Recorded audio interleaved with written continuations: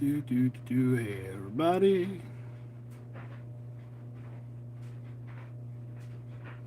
Off back to another another paint stream.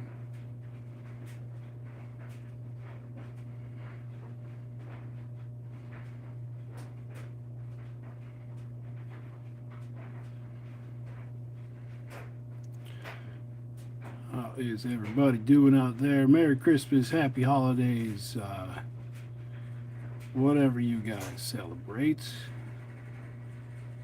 I have been having a wild week. Well, not really wild, more like physically taxing and demanding and mentally stressed the hell out week. It's supposed to be vacation, so yeah, that's not going very well.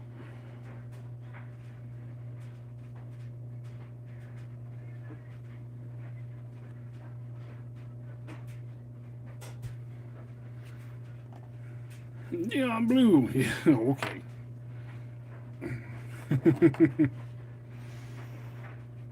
They got a little bit of blue in them.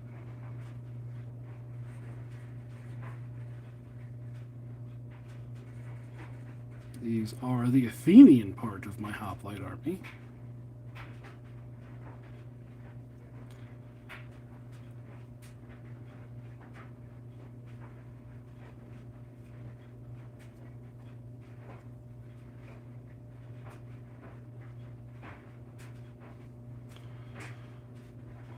So, how was Christmas?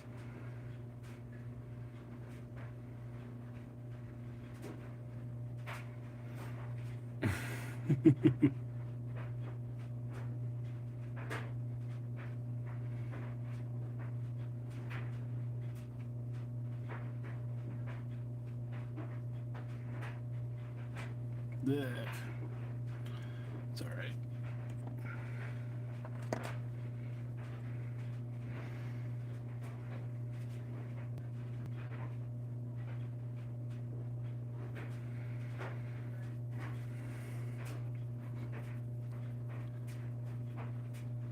Oh yeah, you took the last 2 weeks off, or no, the last week off. Yeah, I could definitely see that.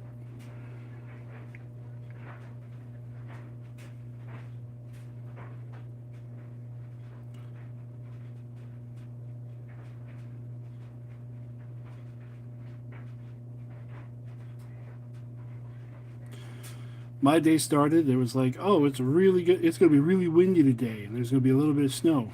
Okay, well the wind should take care of it. I don't have to worry that much about the snow. And then it just kept snowing, and kept snowing, and didn't stop snowing. It's still snowing.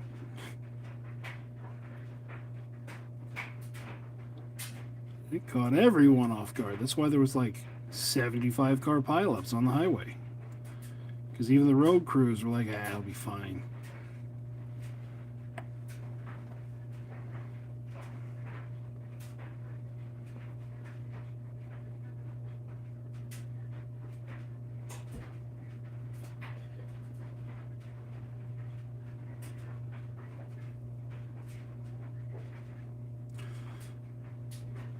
And the little one's sick. I was almost late starting the stream because, he's got it coming out of both ends. And he was in my bed.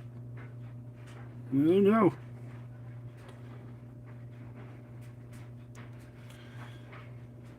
Yeah. Expecting 3 feet, yeah. Yeah, everything that we were dealing with today is coming your direction.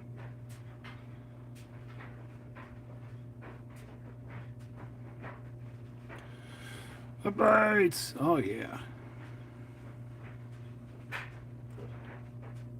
This is one of those armies. I've always wanted an ancient Greek army, but I never had a reason to make it because I had these designed. I had a 300 man spearman army designed out for Warhammer Fantasy right before they killed it all off. Now, I get the opportunity.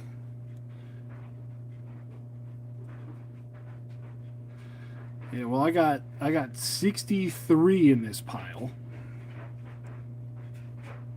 and I was running into the problem of where I said I was on vacation. I'm like, I don't need to paint nothing.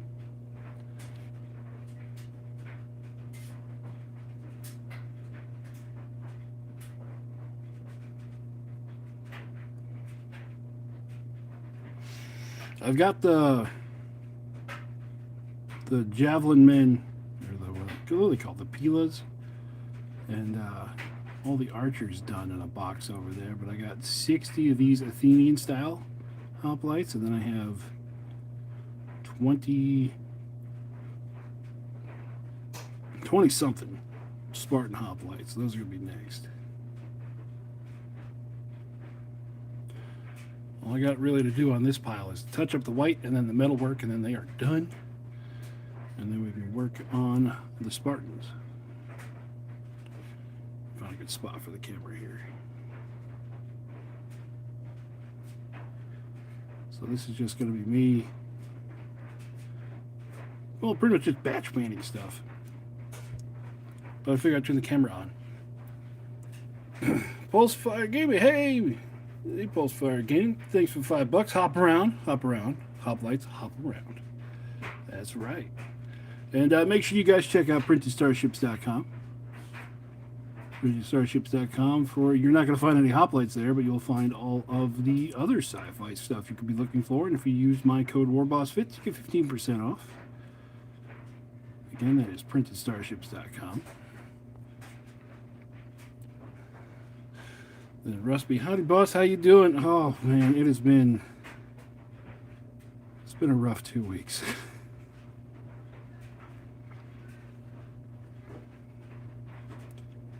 Let's see, we had well, it should be a joyous occasion.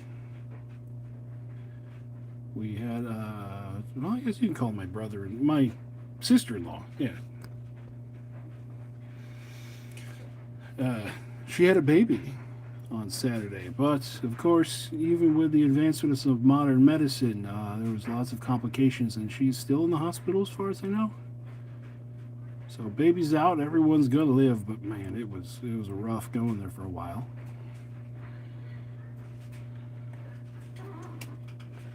And then my little one got sick.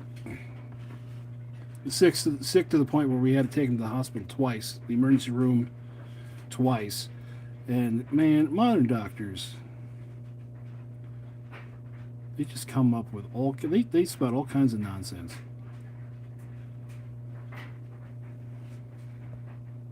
Best wishes and prayers. Well, thank you. But yeah, the first doctor was like, "Oh, his appendix needs to come out." What the hell? And then the next doctor was like, well, it showed negative on a flu test. It must be something environmental.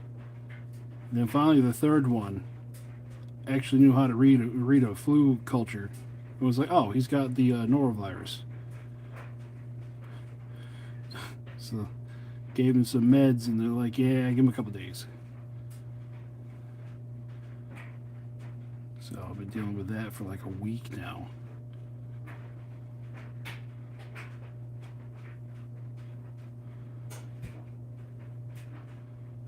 We got a chair in the living room that is where, pretty much, if you're feeling crappy, you go sleep in the chair. So the Grout will soon be the Dice Goblin again. Yes. So yeah, we got a chair in the living room that, you know, if you're feeling crappy, you just sleep in the chair. You watch TV until you pass out and blah, blah, blah. The unfortunate thing is, of course, I do all my recording in the living room after everyone goes to bed. And the chorus of grunts, snot, and snoring... I have not been able to do any recording there all week, which, you know, it's fine. It's fine. But I feel like I got like 3 different videos I'm just need to record. I don't do scripts per se, but I have them all outlined.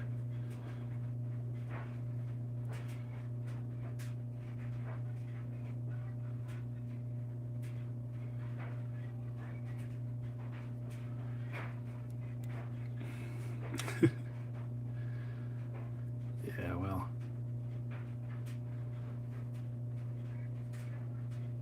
And of course, doing what I do every time it snows, I got to go into work and run a plow or snow blower and salt everything. And well, Mother Nature's not been nice. Like it was today, we were, what was it, 50-mile-an-hour winds, and then like 8 inches of snow on top of it. And that's just what didn't get whipped around by all the wind.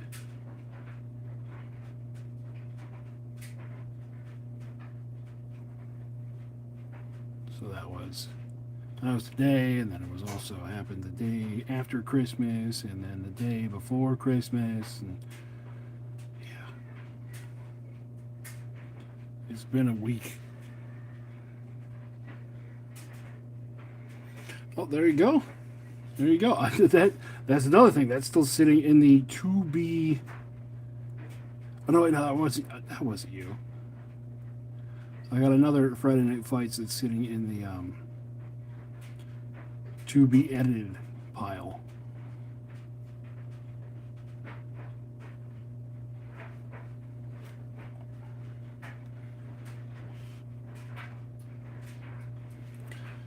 I got tons of stuff I got to work on this month. Where's my thing? Maybe if I put them on here. There we go. I don't focus on my thumb so much. Just how much?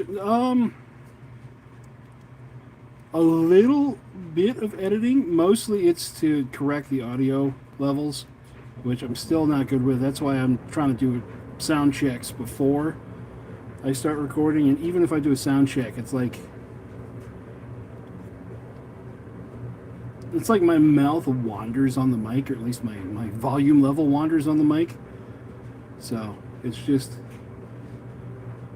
breaking everything up, which normally takes about an hour to break everything up to the important parts, get rid of all the hemming and hawing in between every move that everyone makes. And then just sometimes I have to break it down by sentence and then adjust the audio levels per sentence. So sometimes it could be a bit of a pain in the butt.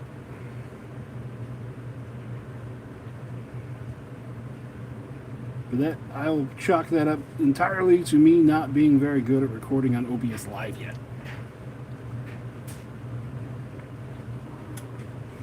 That's my furnace going off. Bring it down.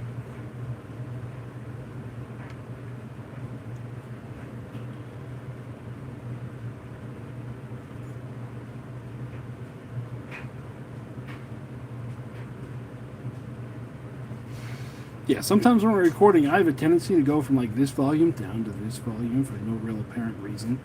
And so I'll have to get in there and like bump one up 3 decibels, drop one down 2 decibels, and all the different variables in between, because I cannot keep a constant.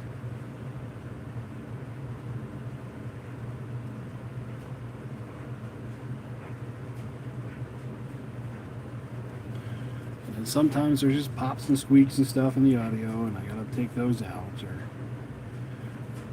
at least I'm no longer recording on my end with an open mic, kind of like this, like the YouTube Live. That's an open mic. You hear everything going on around me, but whenever I'm doing my OBS recording, I found push to talk on OBS seems to work. Otherwise, you get to hear like the dogs barking, and the kitchen door slamming, people yelling across the house.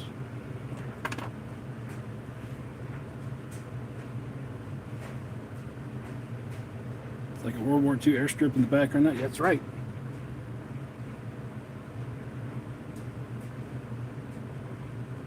Yes, because my painting desk is actually on the underneath the flight deck of the Hornet.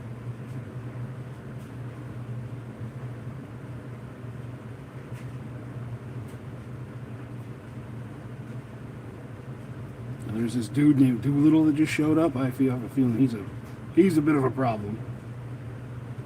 That was the Hornet, right? The Hornet was the one that launched the B-24s. I know the Enterprise was there, but I don't think that was the one that actually had the B-24s on it. Yes, it was. Hey, I pulled a random history fact out.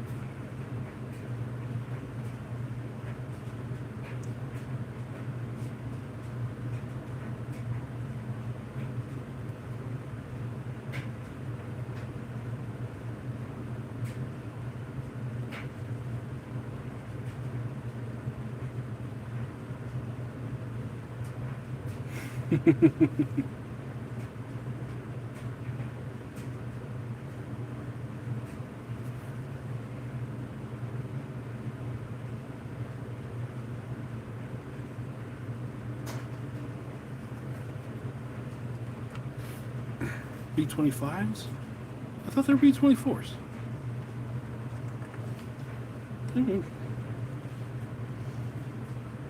Either way, I was close.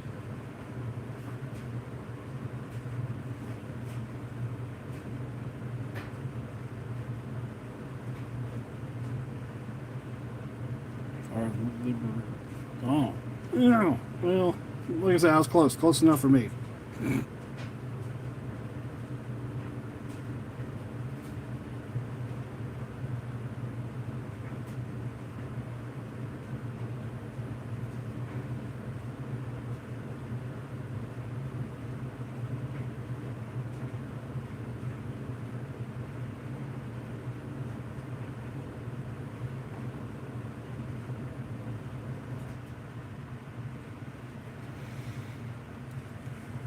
Oh, that's cool.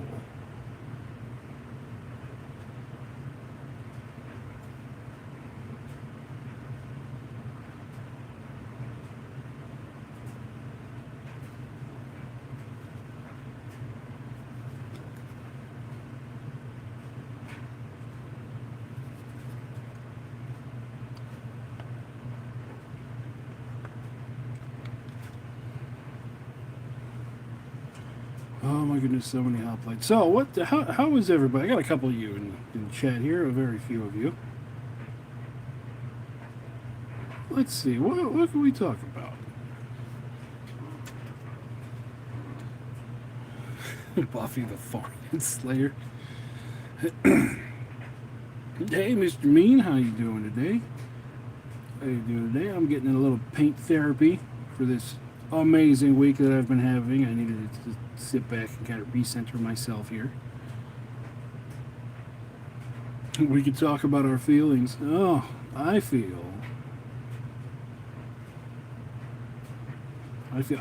feel my feet. Oh, let me move them a little bit. There we go. That's better.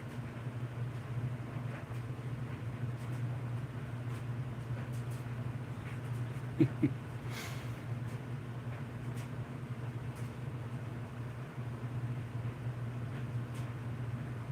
that ever happen to you guys? You get so into it painting that all of a sudden you're like, wait a minute, I can't feel my feet because I haven't moved them in like a half hour.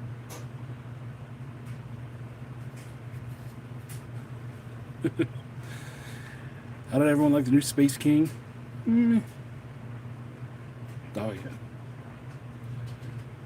-10 in yeah, that'd be not conducive to painting. Okay, the new Space King. I like the new Space King. It was definitely like a filler Christmas episode, but you know, in good Space King fashion, all the raunchy jokes hit just right.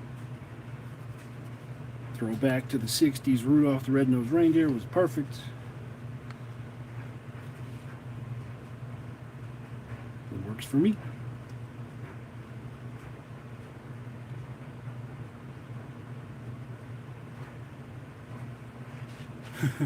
Praise be to Space King. All praise, Space King.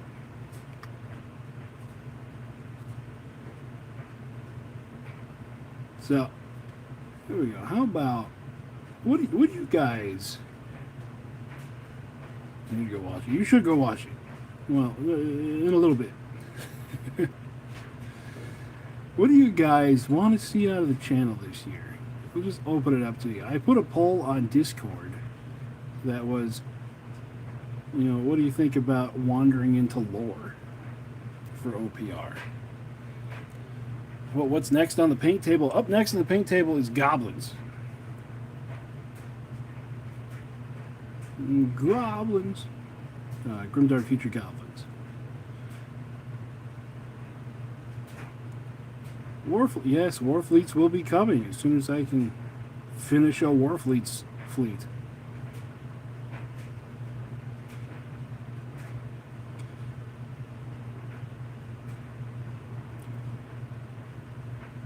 But yeah, it was a poll on the Discord to say, hey, should I wander into some lore this year? Because, you know, we had some lore channels there in the beginning, or at least, you know, last year and the year before, but they, you know, they're definitely one page more. It was a big one, but he's off being a new dad. So I know that can take its toll on stuff. And, honestly, without him around, I feel like there's a big hole where people are going, OPR has no lore. It's like, no, it does have lore. It's just, you gotta actively look for it. OPR doesn't have memes yet.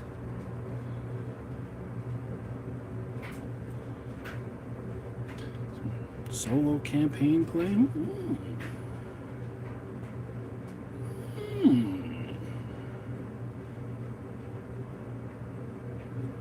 That could be interesting.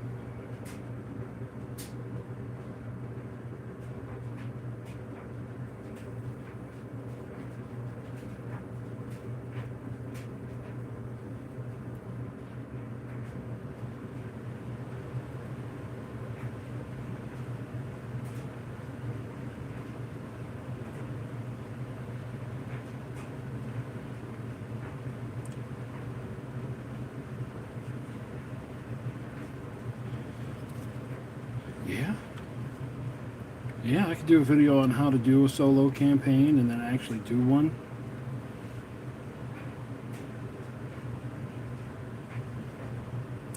Yeah, that's kind of like if we go back to the very first videos. It's kind of how I started the whole channel.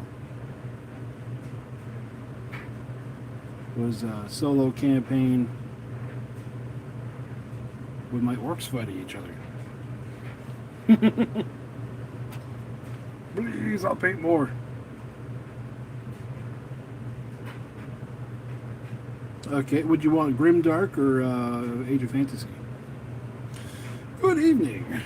Good evening, Master William. Good evening.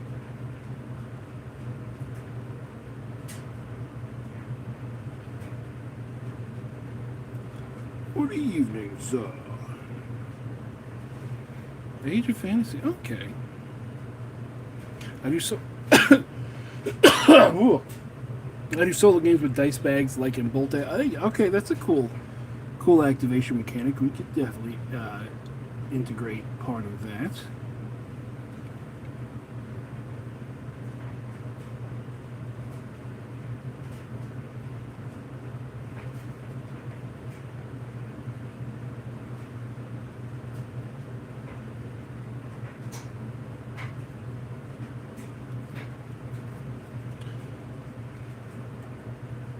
I know we've had a few of those before.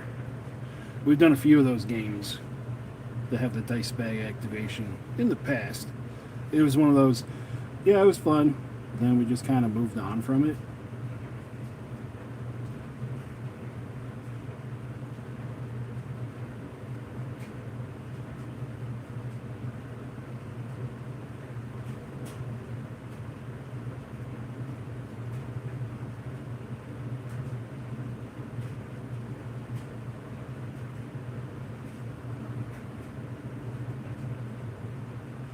Because, you know, I want to get stuff that people will watch because I love this game. And I think, I don't know, YouTube has just been hammering miniature videos lately. Group solo play and post results. Some play good, others play evil. That might be fun. Okay.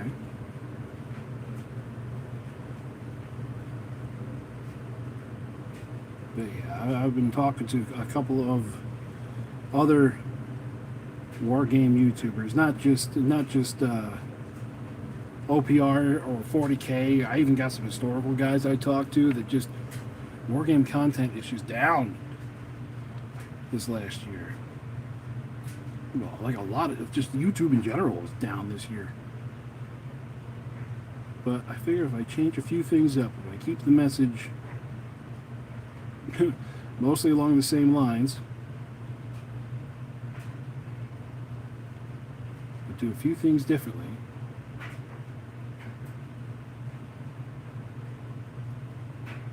get more people change it up. Yeah. Yeah, I don't know. It's like 2020 to like 2024. Things were going real good.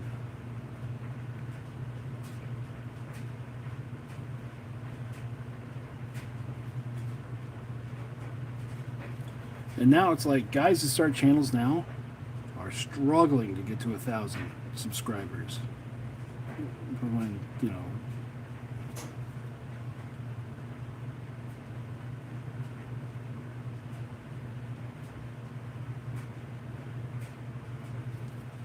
back in like, what was it, 2023, I hit 1,000, and I don't even think the stuff I was doing back then was even all that good. Of course, it's me. That's just my mentality. Is why would people come and watch me? I'm just a big goofy idiot rolling dice on the internet. Well, there you go.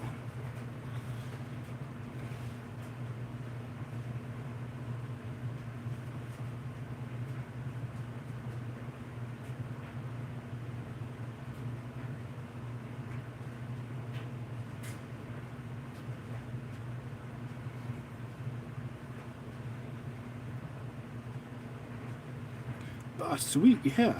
Yeah, send me a link. I'll check it out, and I'll send it out there and be like, hey, check this out.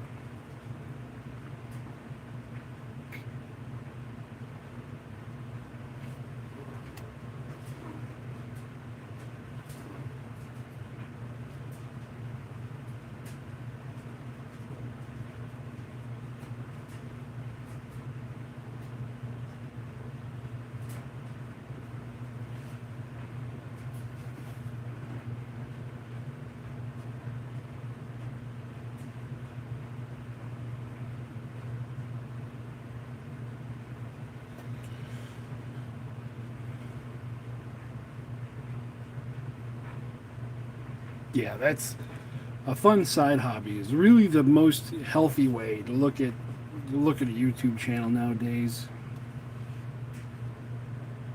Like, I'll admit, I did get delusions there in the beginning. I was like, oh, it's growing so fast, I can quit my day job. No.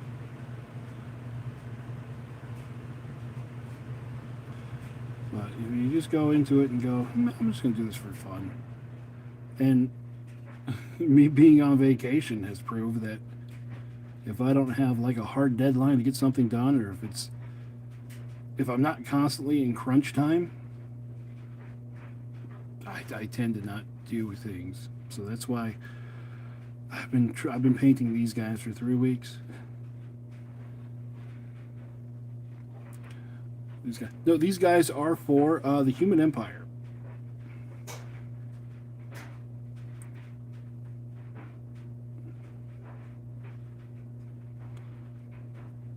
So all this detail I'm putting in on these guys, essentially they come down to like 5 points apiece.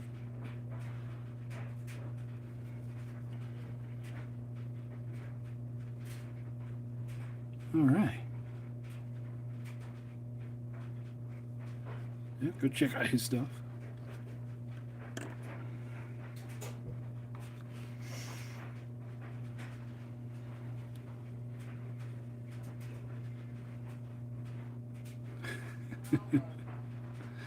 All right, what's the Human Empire Spearman? It can't be more than 10 points each.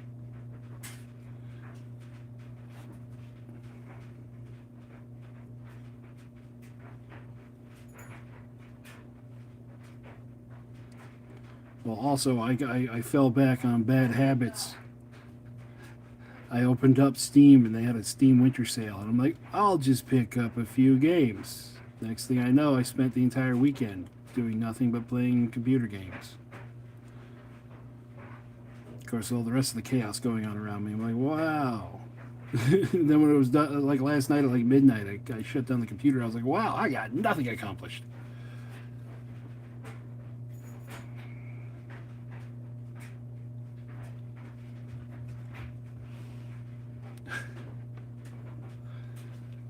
Yeah, I saw. Well, I haven't watched the whole preview, but I've watched like snippets and memes and stuff of the preview. Yeah, it's you know.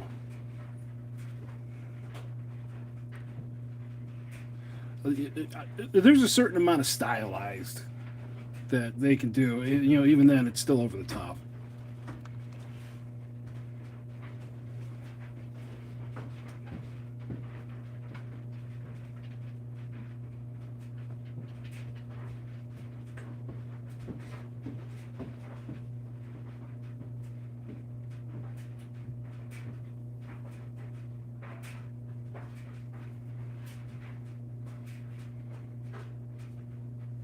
But then, of course, it is Hollywood, so they have to hit everything with whatever brush the director's throwing around. Isn't who's making the Odyssey? Is that Christopher Nolan? So what's the inspiration for this army? Well, the inspiration for this army is I've always wanted an ancient Greeks army, and when I was putting together a list for this year's looking at the human empire and Age of Fantasy, my list was like spearmen, weapon masters, mercenaries. I'm like, wait a minute, I can make these Greek. And here we are.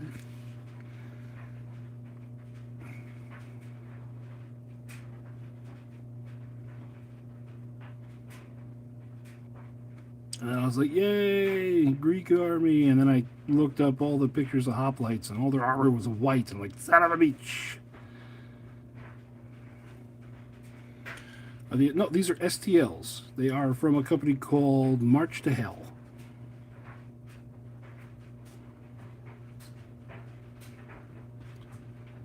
They got all kinds of historical stuff. And they use... I like them because they have like the heroic proportions. So, a little bigger heads, a little bigger hands.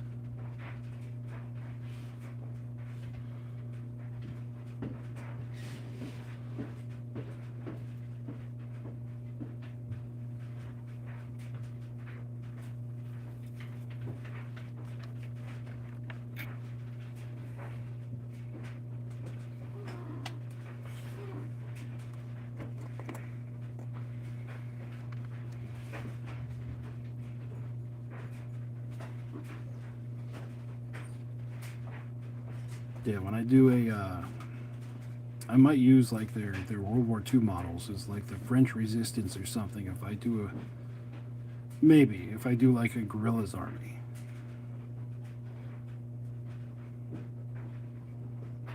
Or like Tanner likes to say, the guerrillas. Guairas.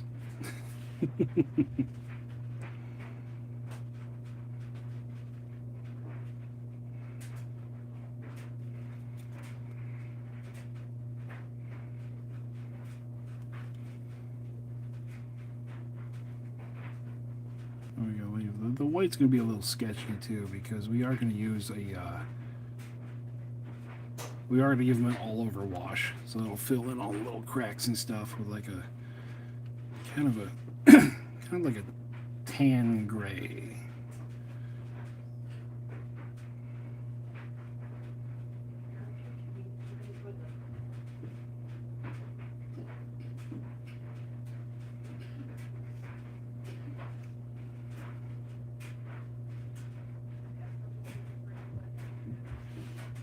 So something else I was watching. Who's it called? The Outer Circle.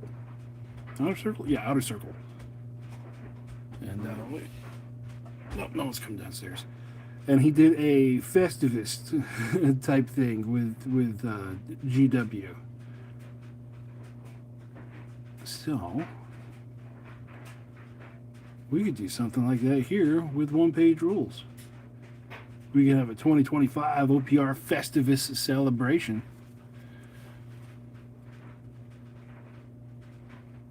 So first, we can start off with the airing of grievances. What did OPR do this year that you all would file under a grievance?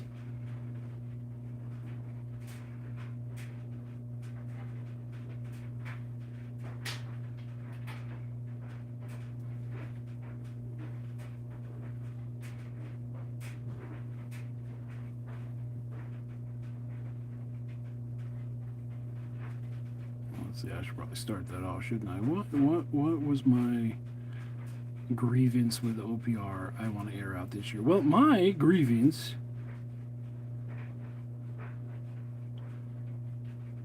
was the way the beta ran was just it was just rough. Just rough in general, and the way that any random person on Discord, if they yelled loud enough, was able to change whole armies. Hey, Stale Nate. Can't think of much. I'm happy they're again. I'm happy they're gaining traction. Yeah. Well, I mean, this is the thing. You pull anything out, anything at all.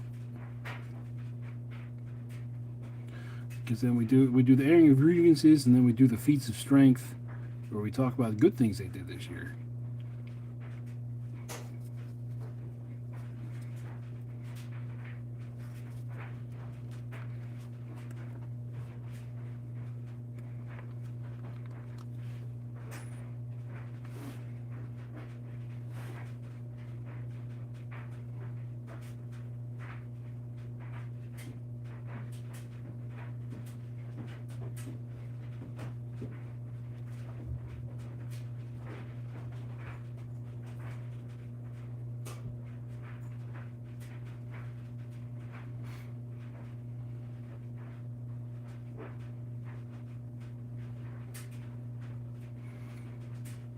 This is why I tend to just do a single squad on my normal paint streams.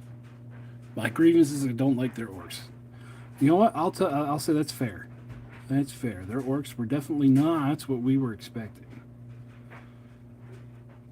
Why I normally just do one squad on my paint streams is because you guys must be getting tired of me just doing white.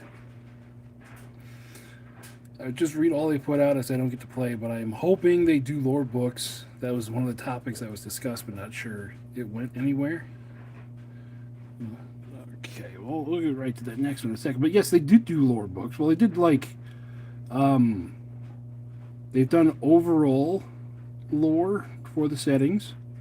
They've had like their world books for both Age of Fantasy and Grimdark, and then they've done a couple of the armies have their own book, like the Eternal Dynasties, the Vampires, and the Vampires and the Vinci's for fantasy. They got their own books. I believe army-wide rules wasn't the best way to go. I think you're right on that. I think the best way to have done it would be have a rule that the army, that is inherent to that army, but it's not on everything.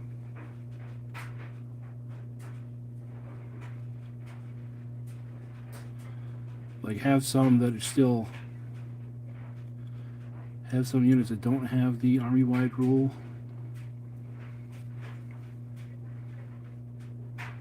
But yeah, there's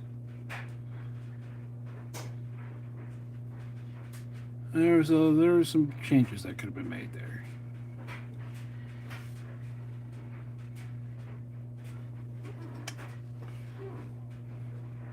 Yes, the short stories are a good source of lore.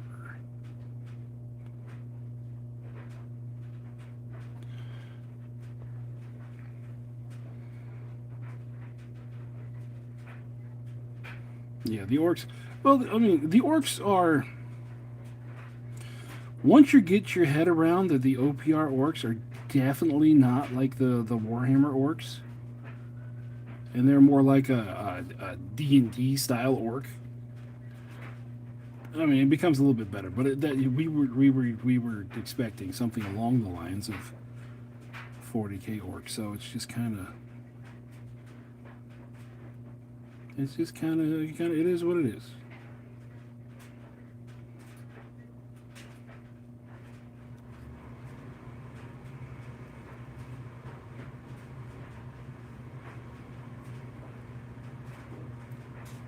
Like surprisingly, the most orky greenskin faction in Grimdark Future right now are the goblins. And even those, I feel, don't go that far. Don't go far enough.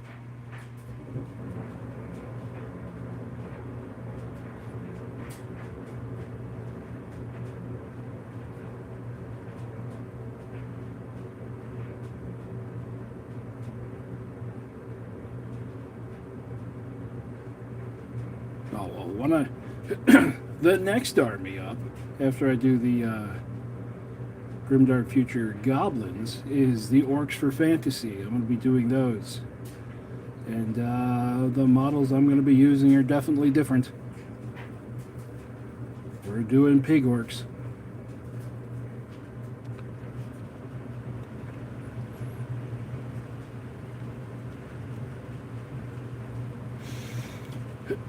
Thankfully, there are bajillion orc designs. Oh, yes. Yes, yes, yes. Oh, do tell, yes.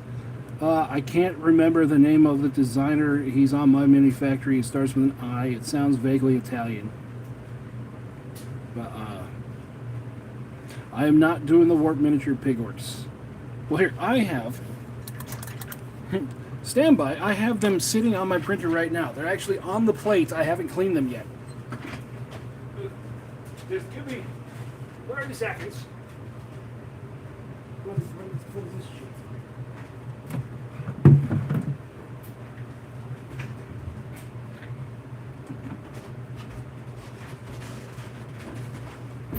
Oh, I don't know if you're going to be able to see this.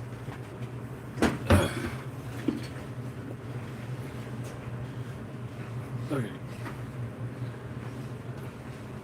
These are the black orc equivalents, and it's... Yeah, you're not going to be able to see anything. I got to clean those off. You can kind of see. See that guy? He's going to be the leader of the pig orcs. So, yeah. And I'm doing a more of a elite style.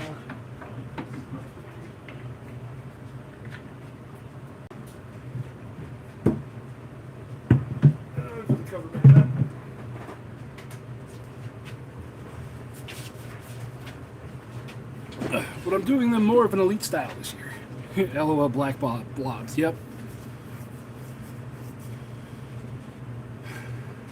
Warlike style orcs, not just guns, but real guns and species designed for war. Vermin has hidden on the head. Yes. Ah. Smack. Bang pow.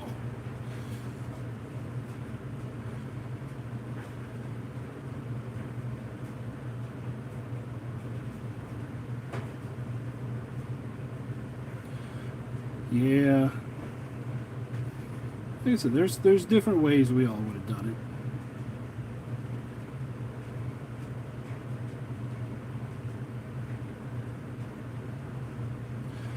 it. Like I still would have went with more of a grungy scrapper-like feel. Which, if you read the lore, that's almost exactly what it says. But yeah, it's what it is.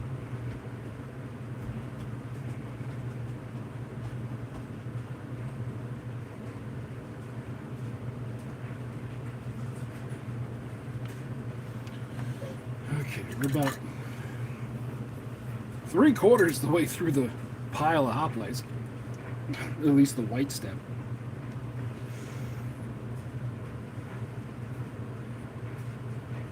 See, when the camera's not on, this is just what I do. Is I sit down here, I got like a podcast or an anime recap going, and I just zone out and just plop, plop, plop, plop.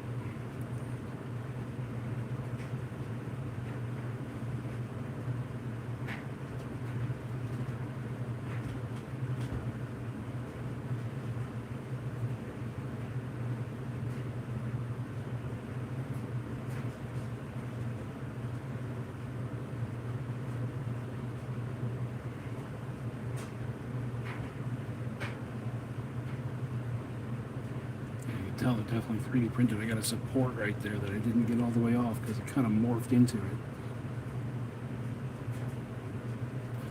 But you have 145 models on the board, one with a weird support. No one's going to notice it.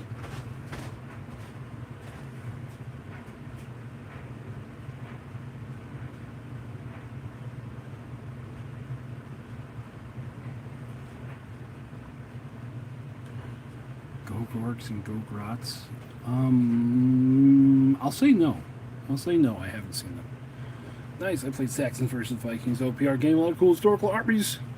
Lists in the Forge. Yes. Oh, yeah. Oh, yeah. That's one thing OPR does correct. Is that the rule set is endlessly moldable. For whatever you want to do it. Okay, so we talked about our wonderful OPR Festivus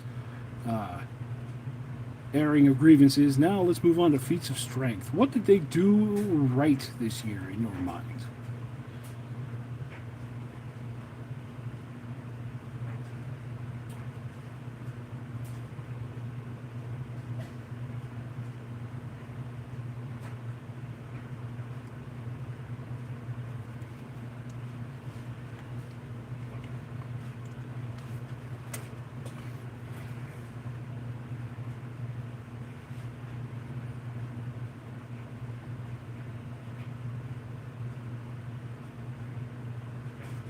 Started off with a real easy one. By God, those goblins are ridiculous, and I love them.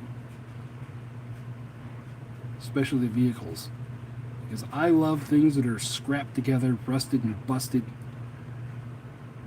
and that's their entire army, and I love it.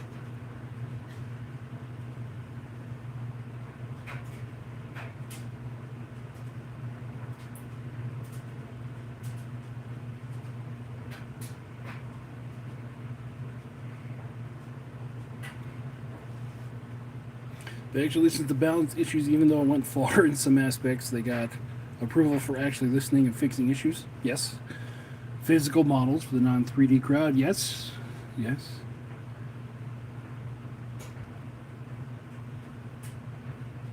I kind of feel bad. In the last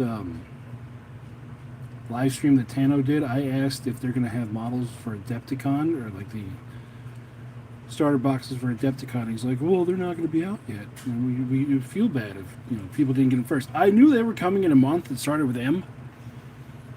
I just got the wrong month that started with M. I thought he said March, ended up being May.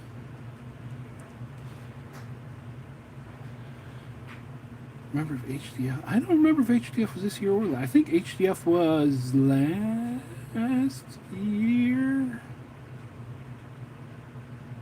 No, they were the ones right before the orcs. And the orcs were right before the goblins, and so that yeah, HDF would have been this year.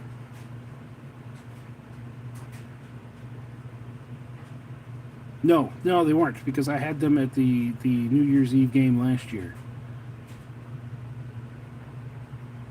Or I brought them. I didn't get to play them, but I brought them with me. So they were 2023. But they are good enough. We'll go ahead and count those two.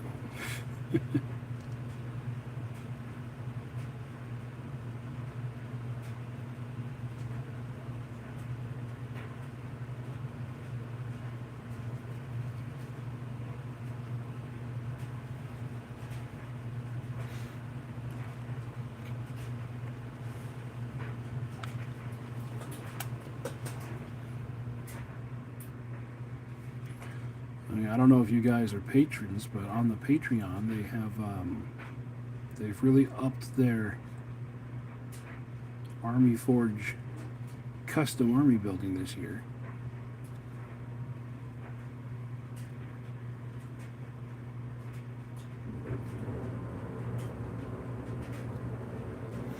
Greetings, Stephen White.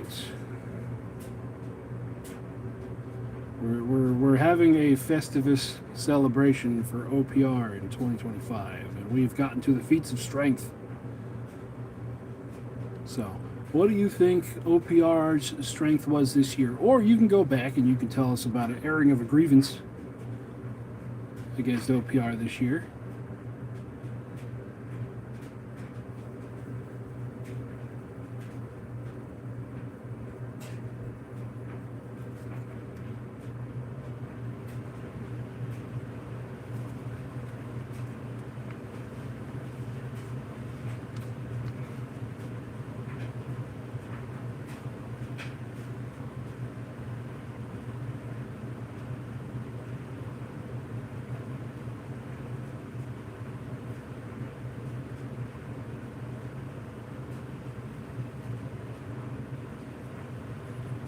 My grievance, no space rats.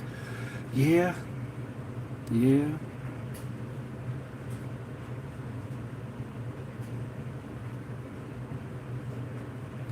Yeah.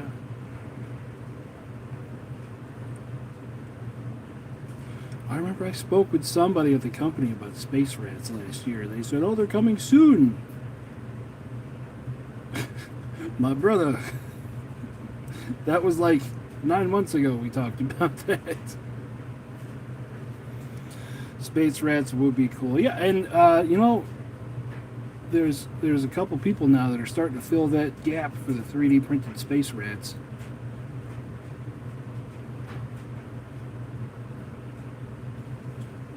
So I'm still going to see what OPR comes up with, but there are quite a few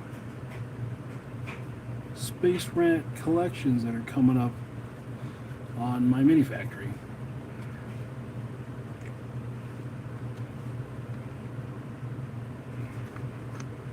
Look at my pallet keeps running away from me.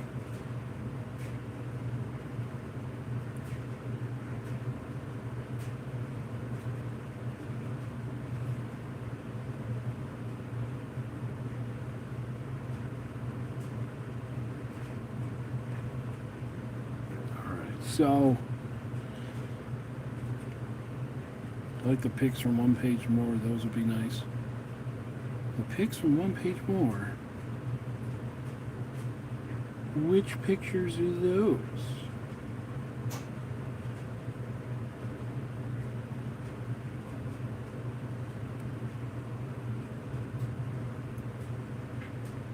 Oh, in his video. Oh, okay. I'm putting 2 and 2 together. I got you. Yes, those would be nice.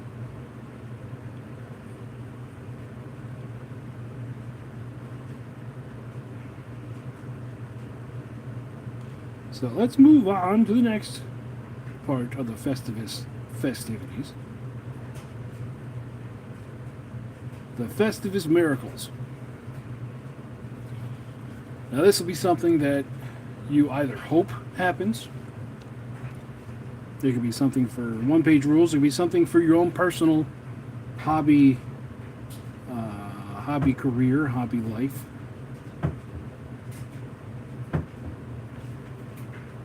Oh, I got a cat stuck in the thing. Get out of there, dummy.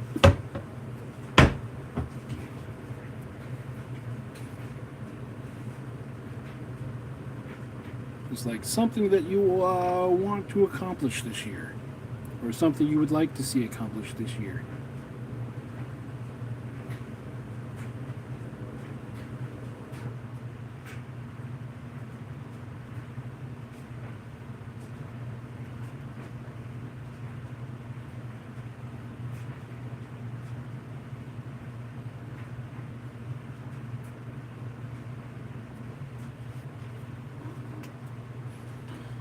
Get a house, there you go. Selling painted armies, I need the space. Oh, I know the struggle. I know the struggle.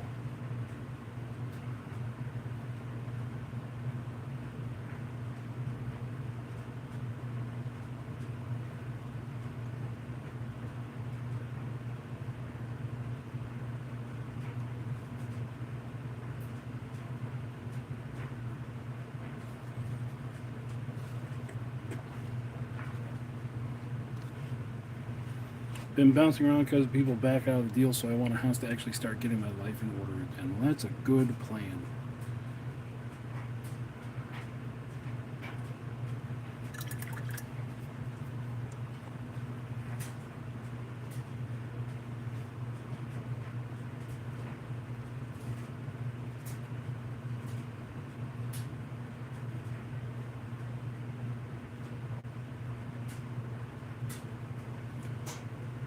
That's a heck of a goal to have.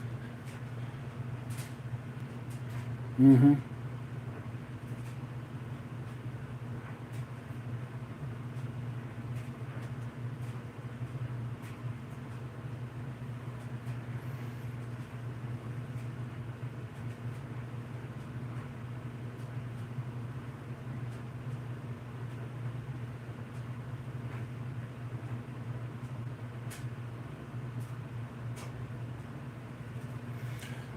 Need to finish my ongoing projects so I can store them. This looks more like a war zone than when I'm actually playing the game. Yes!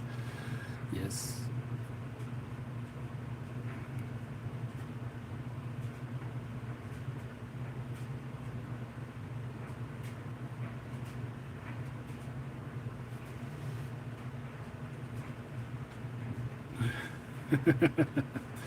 Paint more miniatures than you buy. Yes, that should be the goal every year.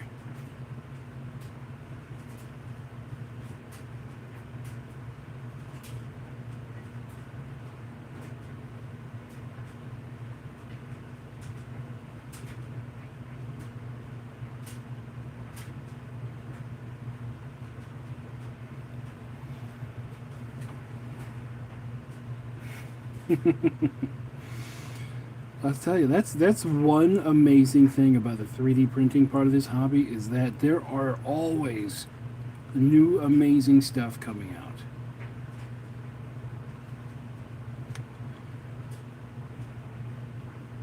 You don't get stuck waiting on like one company's physical models.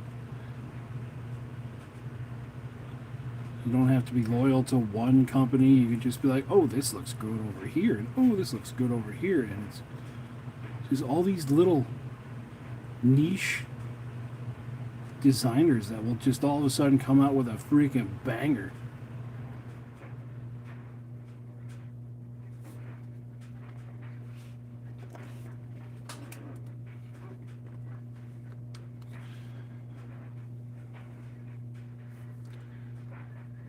It's not buy more paint and miniatures than you have room for. That's where I've been getting wrong all these years. Yeah, yeah. You know, you kind of you put the comma in the wrong spot or something.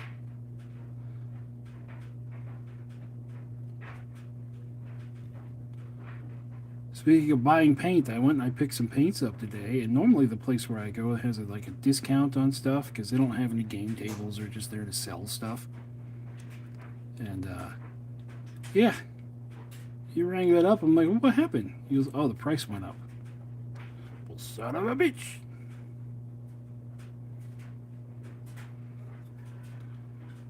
So,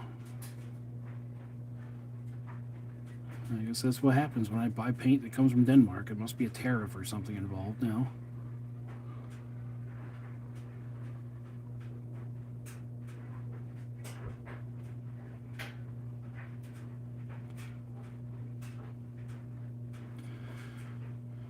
And that's another reason why I have a whole army in boxes sitting next to me that I'm waiting to ship out to somebody in Australia. And last time I went to go ship them out, I went to the post office right in the middle of all the craziness, and they were like, I think it was something like $200 to ship it. I was like, you are out your goddamn mind.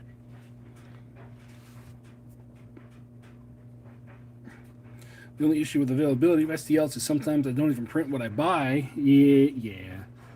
Well, Good Enough Gaming did a video on that a while ago. It's the digital pile of shame.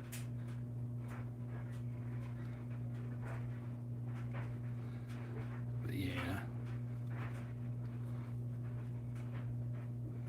I've narrowed it down to like I'm only on 3 Patreons right now, and I still feel like I get flooded with models every month.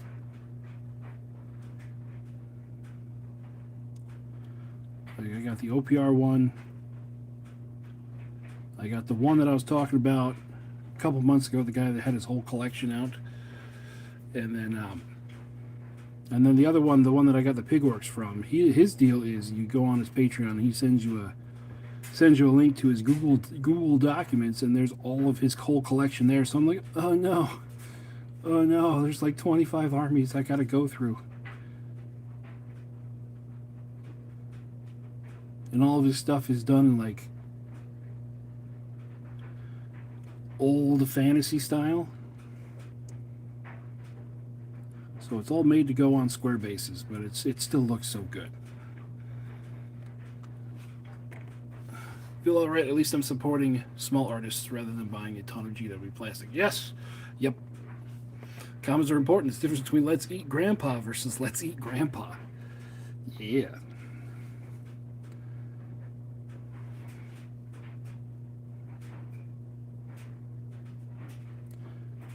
Last time when I did that collaboration with Northern Exile, I felt like I came out a bit strong out of the gate. Where I was like, he was like, "How do you feel about GW models?" And I was like, "I will never buy a GW model ever again. It makes no financial sense."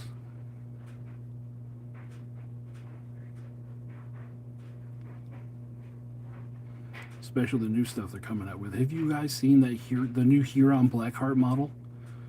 What shit? When I first saw it, I was like, wow, this looks like it came out of a Blizzard game. And then someone said it looked like Wallace and Gromit, and I just can't get it out of my head.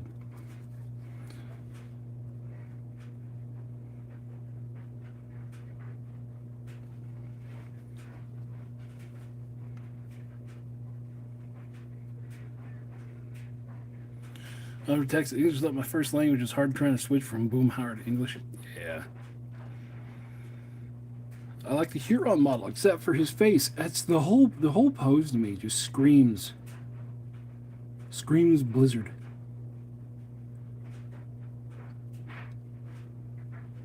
Like if I squint, it looks like a StarCraft model of me.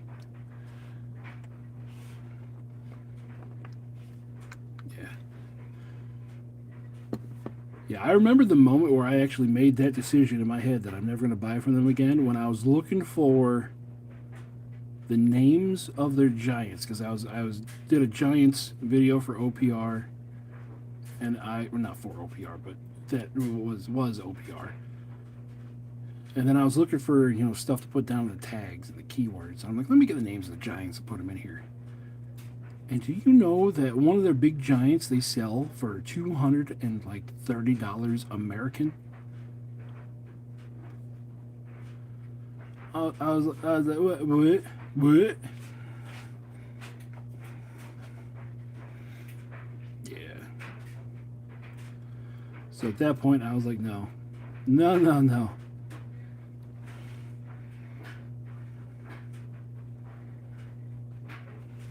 Mm-hmm.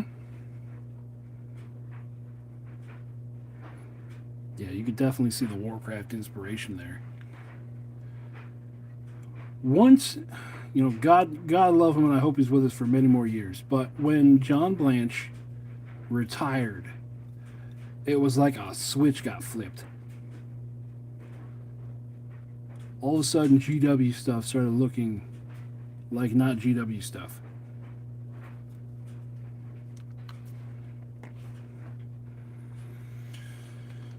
Oh my God, we're almost done with the white. Almost done with the white.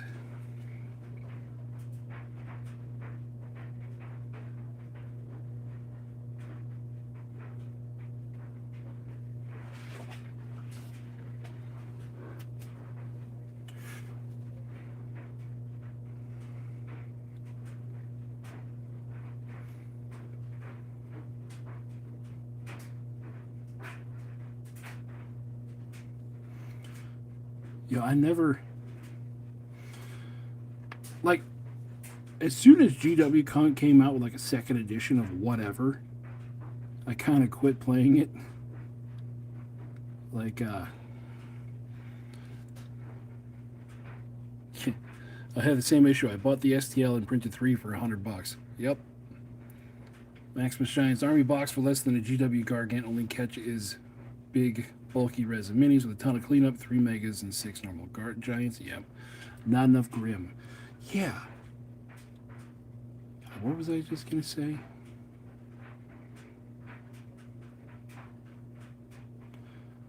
I had something, but I lost it. It'll come back. If it was important, I'll remember, right?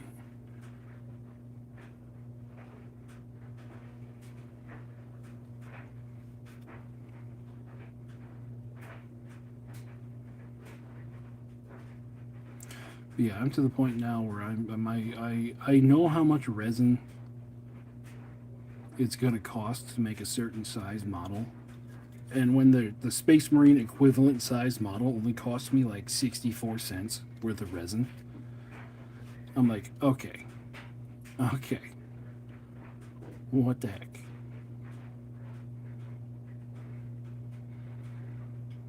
What brand of ABS do I use? Sunlu right now.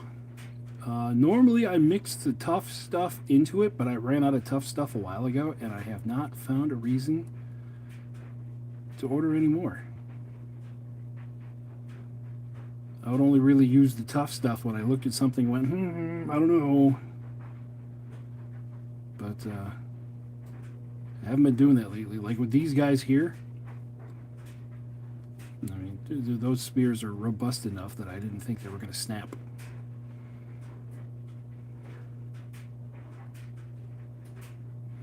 I did have a few that are missing the bottom of their spears just because I was fighting with my printer while the last of these guys were coming off. It got unleveled, and then it took me like 3 days to re-level it. Because I'm like, that should be fine. And then I'd print, and it'd be enough to hold out. I would get like a 10% failure rate, and even those, I'm like, I can still use them. Oh, that's what I was saying. I don't play any second edition stuff that GW did.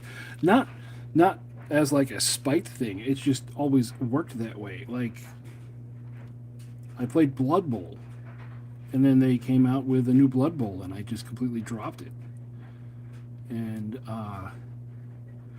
did some Necromunda, very limited on a Necromunda, and then they came out with the new stuff, and then again I just dropped it.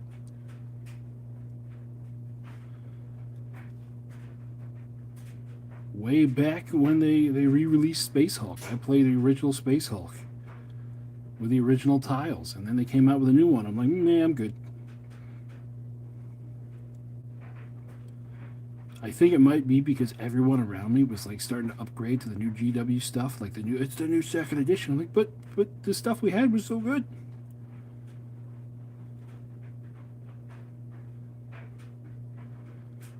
Now, I haven't played Mordheim in a while, but if GW does a second edition of Mordheim, I know I'm going to have no desire to play it. Yeah, dreading GW doing a second edition of Mordheim. Mm-hmm.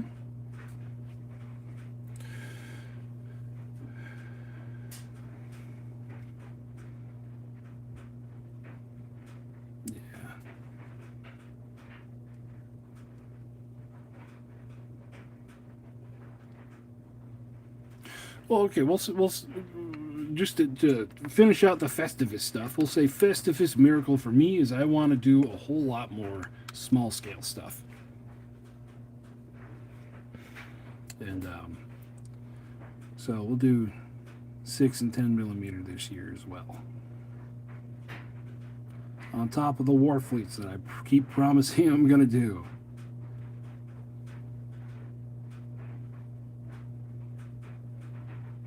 I want to do all of it. The only thing that I'm really not that high on is Quest. Not because I think it's bad, but just because it doesn't gel that well in my head with me.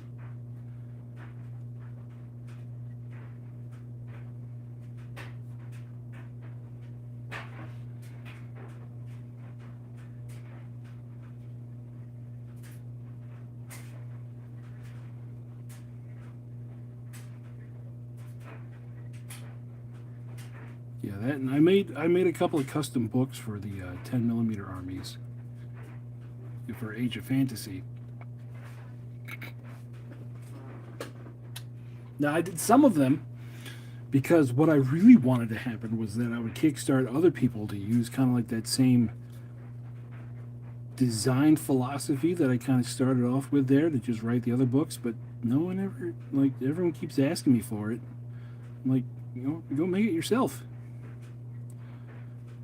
It's not that hard. You want a book for dark elves, just go do it.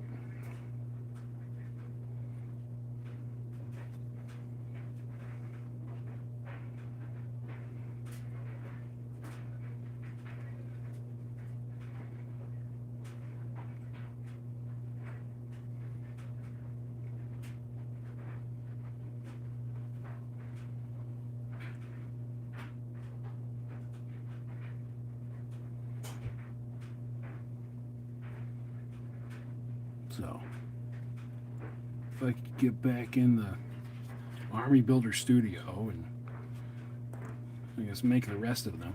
This is it. This is all the white that I have here still. What time even is it? It's only 8 o'clock. We got time. I'm going to do the metals on these and then maybe move into the Spartans. We'll see if anyone upstairs leaves me alone that long.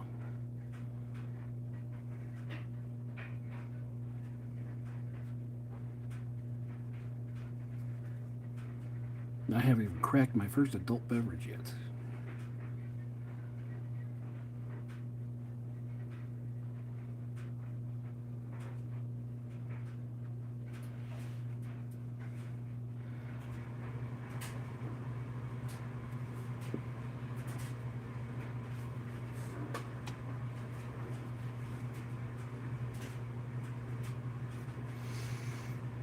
Yeah, 15 millimeter. That is a nice middle of the road. Shit, I might even still have some Flames of War stuff floating around in here.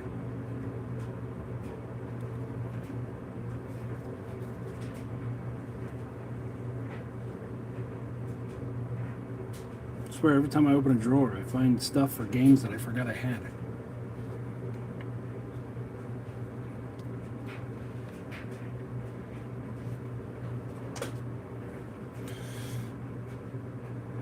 Yeah, I think that's, the more I think about it, I think that's probably the big problem is that if you have an army that's just, that your opponent thinks is overpowered, and, at least you could be like, well, I didn't write the rules.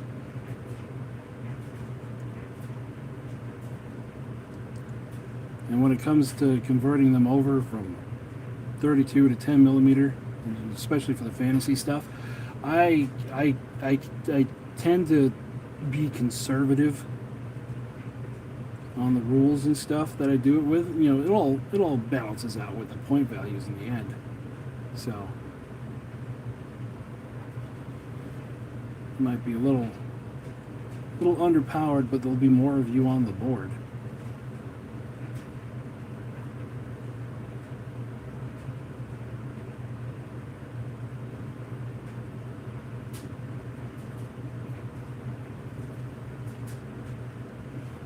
Because, everyone wants to have their army just be a giant beat stick, right? See, here's one of the guys that the print failed on. But it's fine. It'll be behind a shield and a phalanx. You won't see it. What scale degrees? These are, I want to say these are 28. Because they're not quite, where's my scaler? Yeah, you can see they're about the same level. Yeah, they're about 28 millimeter.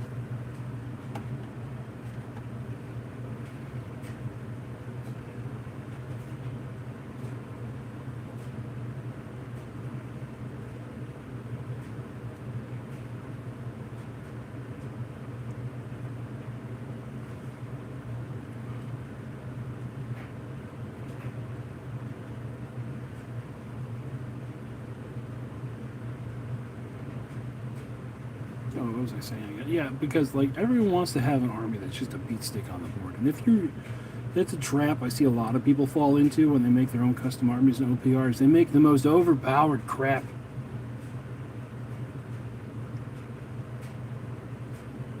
That's going to be the big.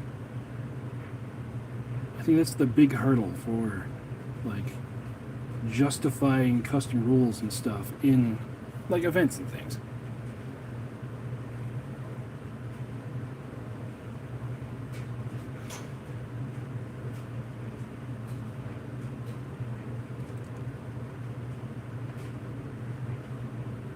Because as it stands right now, if I open up an event and say, yeah, you can make whatever you want on the army calculator, I know there's going to be some bullshit on the board. Because I've accidentally made some stuff that, looking back on, I'm like, ooh, okay, that's a wee bit overtuned. As I table everybody with it and go, yeah, sorry.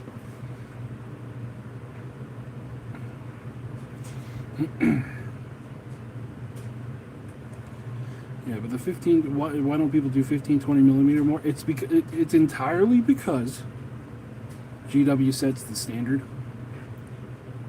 As much as a weird cop out answer as that becomes, but yeah, GW has set the standard to 32, like between 28 and 32, or even higher in some cases. A lot of the stuff that they're doing now is like 40 millimeter.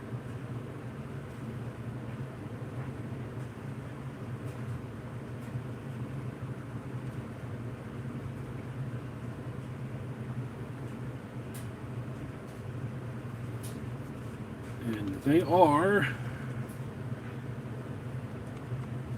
the trendsetters.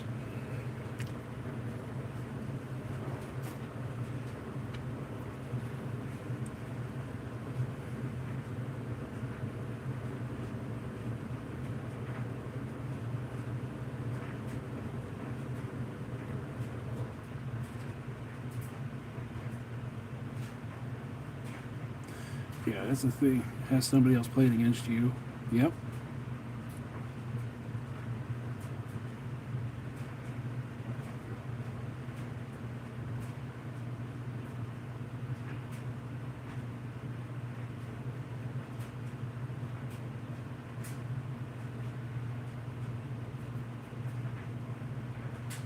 Yeah, see, that's the funny thing. Like when I did the Trench Crusade stuff, I made an army for the Battle Pilgrims, and I did an army for the infected guys. I forgot they're called the Black Grail.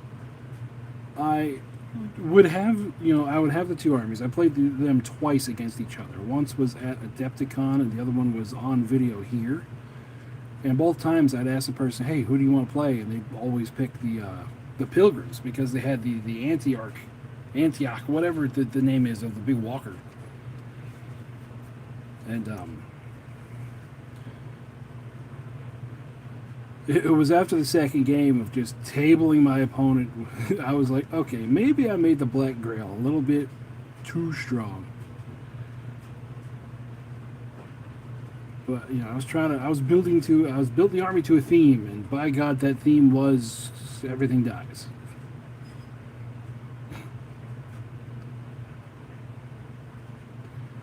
It was the infiltrating, corrupted zombies that whenever you killed one, it did a hit back to you, and they were slow. And like I said, they had infiltrate, so they would just pop up on the front line surrounding a unit. And didn't really see what you did. That unit they surrounded was going to die. Because they would charge in, do some damage. I think they were like 6/6s. They were crap because they were designed to explode and just spread viruses. Well, they would do a few hits, do a few kills, and then they attack back. And whenever they killed one, they would just take another hit from the corruption. What was it called back then? Boom. And yeah. The second time I played with him, I was like, oh yeah, well they don't explode if you shoot them. And then he tried to shoot them, and just there was a blob of 20. And they had the old undead rule. So they just kept coming. And then after that second game, I was like, yeah, I need to rethink this.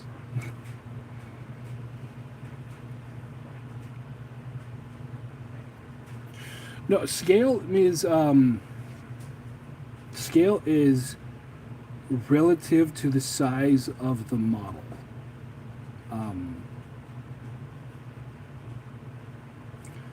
And normally, like, again, before GW, you would see scales in a letter format, like HO, I remember Z scale, and that would correspond to a ratio.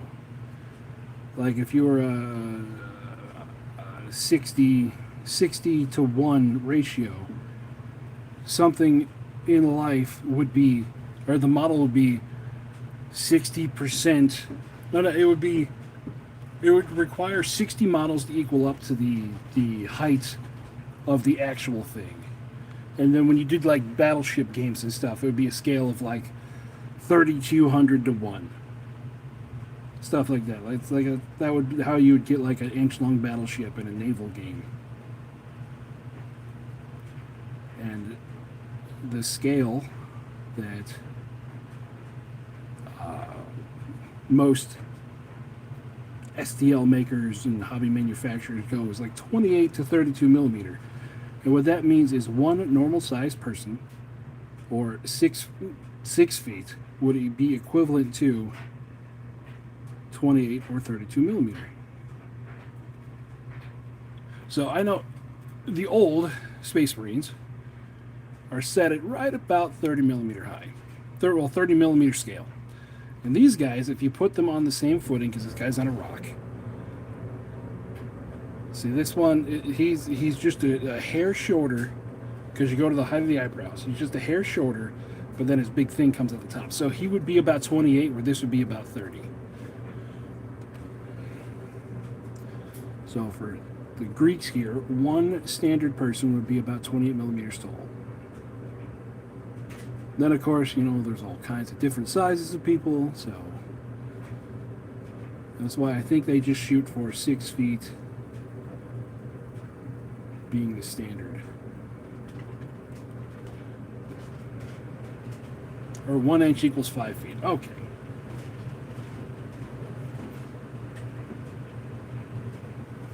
Don't mind me, I just have tall person bias, I guess, when I said 6 feet. Hey, look, the white is done! Yay! Let me clean out this brush. And then I'm gonna crack my first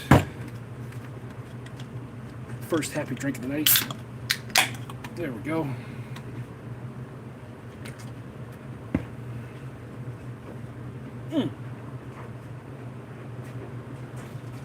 Oh, it's been sitting down here a while, a little warm.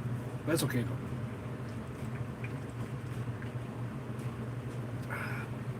Alright, now I'm gonna set this over here off camera. And then we'll start the conga line again. Welcome to batch painting. Yeah, that's a lot of spear guns. Yes, that is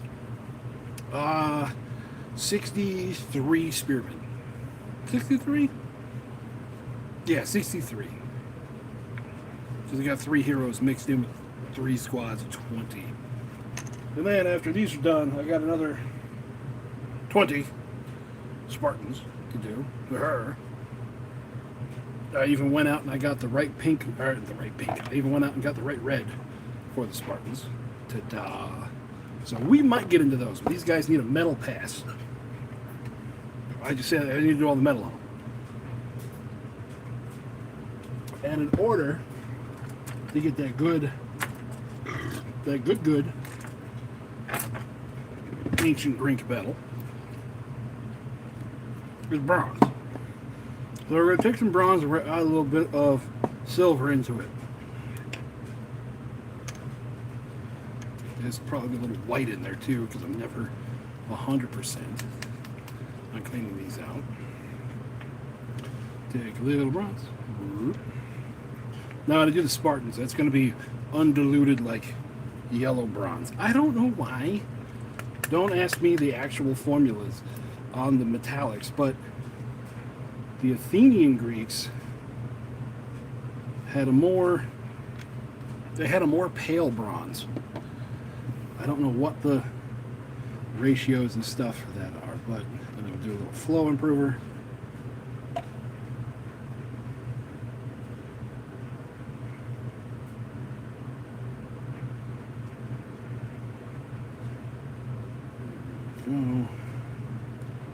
Really? This is really, okay, it's a little bit too pale. Let's put a little bit more bronze in there.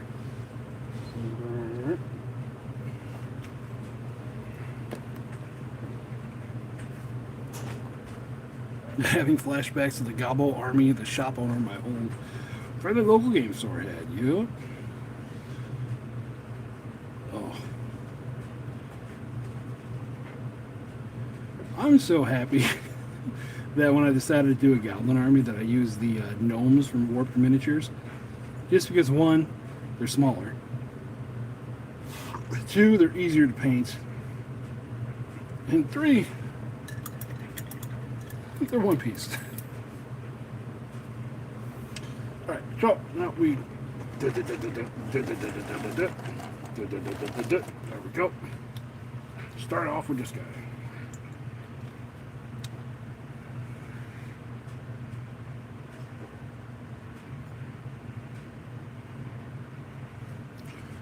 So we got greens.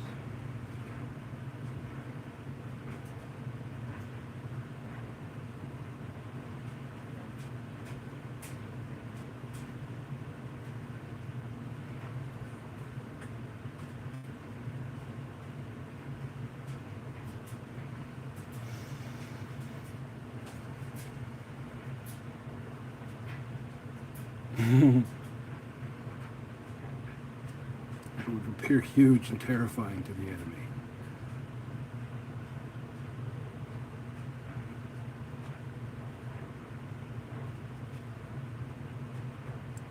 It reminds me of an old Far Side comic. Don't fire until you see the whites of their eyes. They didn't know old Bug-Eye Johnson was on the other team, or in the other army.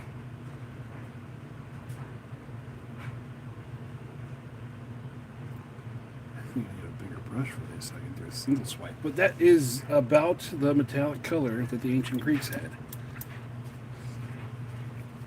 It's not.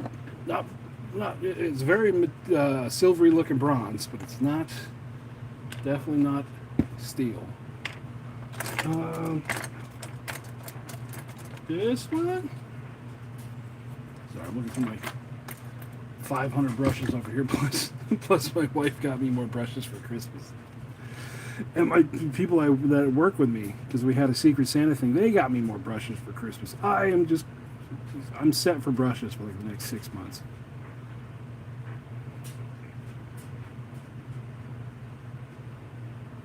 Brushes like this, I've had this one for like 4 years.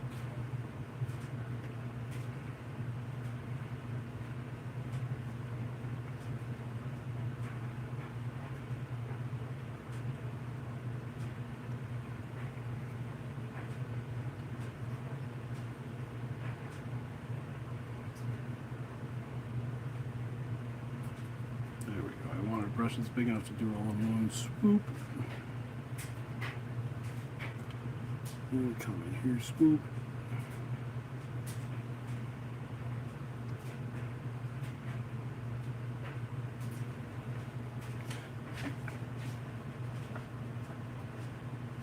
Just an average bronze, yellow undercoat for bright, or a bronze undercoat for darker. Yeah, oh yeah.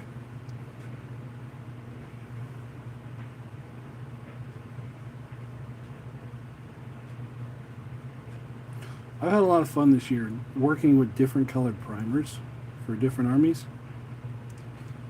and the wildly different effects we can get with those.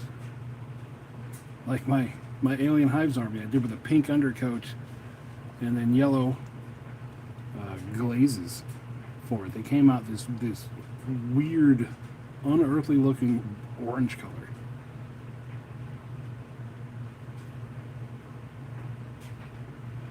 I liked it, especially because I was using the crystal nids that they had with the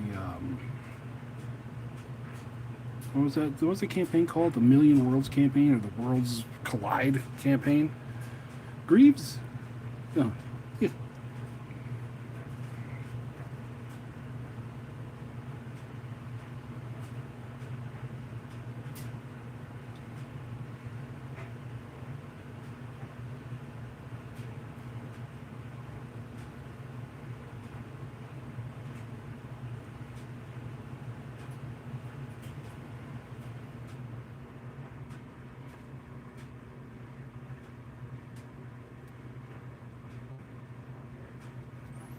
Oh, I forgot the first one's chin flaps, cheek flaps.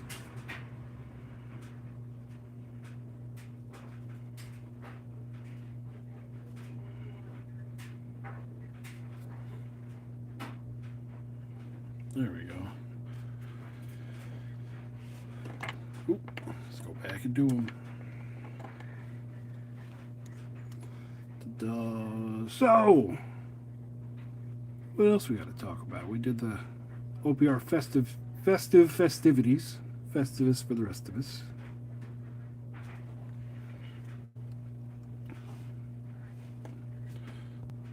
Okay, none of your success in a game you were playing for the first time.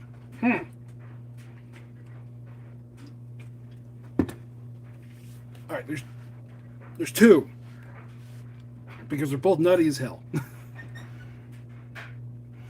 The first one, years and years and years and years and years ago, when I was still in high school,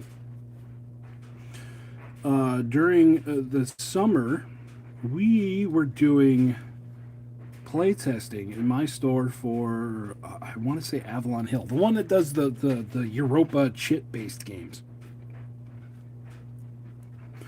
and we were doing the playtesting for the entire Soviet front.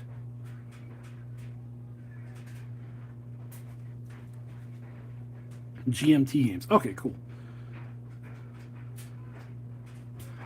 And we were doing playtesting for the entire Soviet front.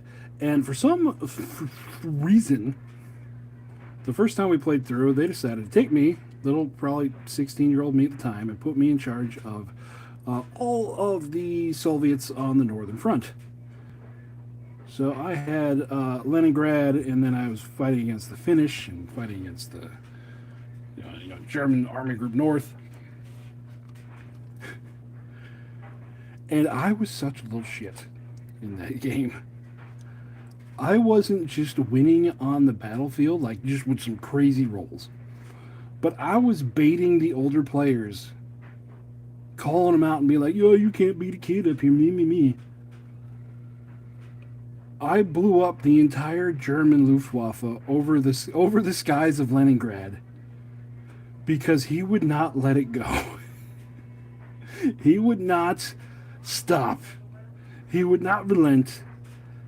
And I ended up like I put a call out to the other Soviet players. I'm like, I need all the anti-aircraft guns you have, and they would ship them to me. And over the course, I think it was over the course of 9 months in the campaign, or for us it was like 3 months. I shot down every plane in the sky to a point where the German player threw dice that embedded in the wall. He threw them so hard they embedded in the wall. And instead of taking them out of the wall, we put a picture frame around them. And it was there for many years. The game store is no longer there, but back before it closed, there was a picture frame up there that said, "When Fitz defended the North." Yeah.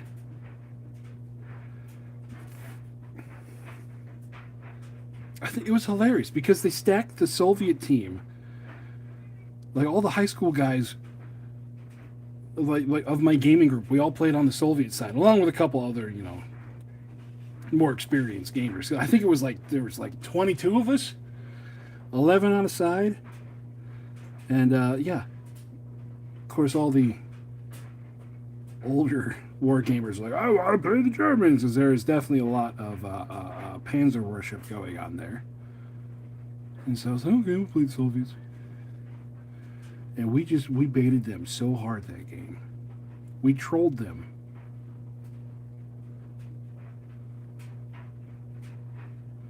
And yeah, the second time around, it kind of fell apart because school. Where are booze? Wehrmacht booze or whatever they're called. There's a word for it. There's a funny word for it. I remember using that against them. But whatever. But yeah, the second time we got 2 years into the war, and then school started up again, and then it was hard for us to actually get into there to play or to coordinate because, of course, we all had to be there. Looking back on it, we would all have to be there, and we were doing campaign turns on a Wednesday, and the entire German team, I thought they had jobs. They might have all been unemployed. I have no idea. But they were there on a Tuesday, at noon. So moving on, second one. Sea Krieg. Sea Krieg, and what will forever be known as the Golden BB. I was playing some nondescript, non-named, uh, even in Tanscore Lover, nondescript, non-named like German cruiser, something weird, and up against the HMS Prince of Wales. Prince of Wales, yeah, Prince of Wales, and in that game, if you roll the dice, you roll a hit, and then you roll on the crit chart. And if you roll a good crit, things can happen. If you roll enough on the crit chart, like if you roll good enough on the crit chart, you get other crits. And the round just kind of bounces around inside of it. Well, I was getting pounded heading into the melee. And I didn't really care. I was like, whatever, Sea Creek. Yay, Sea Creek. Boats and stuff. And I was charging forward, getting shot up. And I finally brought my guns to bear. How's the night? Oh, it's pretty good. Pretty good. Pretty good. And then I opened fire on the Prince of Wales. And I got a crit. Yay! And then I got another crit. And it kept going. And it kept going. It'd be like, boiler room, machinist room. I hit the galley. It kept bouncing. I was there. I was surrounded by 15 men in the shower, getting pounded. And by the time it was all done, I had crit the Prince of Wales so much that it finally ended up with a magazine explosion. Boom! One shot. And I cracked its keel, and the ship went down. Opening shot. And we had teased, like it happened. It happened. And we teased the guy who was playing that ship, like, oh, you got taken out by the Golden BB, you're such a bitch. Again, this is me back in high school. He ended up sobbing, like, quit it, guys, and then ran out the store when we started making fun of him for crying.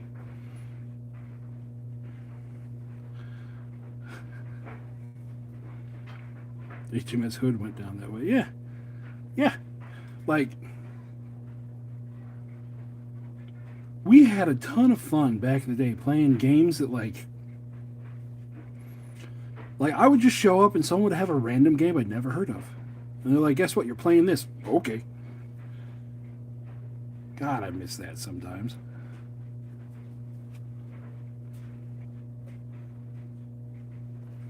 You know how they say, every store needs a hobby hero that will just like get stuff organized and get people together and go really gung-ho about a game? Well, later on in life, I've realized that pretty much everybody at my first game store was a hobby hero for whatever. Some nights I'd show up, I wouldn't even bring like my 40k army with me. I'm like, dude, it's game night. It's Friday night. I'm just going to show up and see what the heck is there. Yeah. Yeah. Dude, it wasn't until later in life, again, when I was young and stupid, I didn't comprehend things. But I'm like, how did so many people die when a ship went down? Oh, God, the crew on those ships was massive. Even now, the crew on ships now is massive.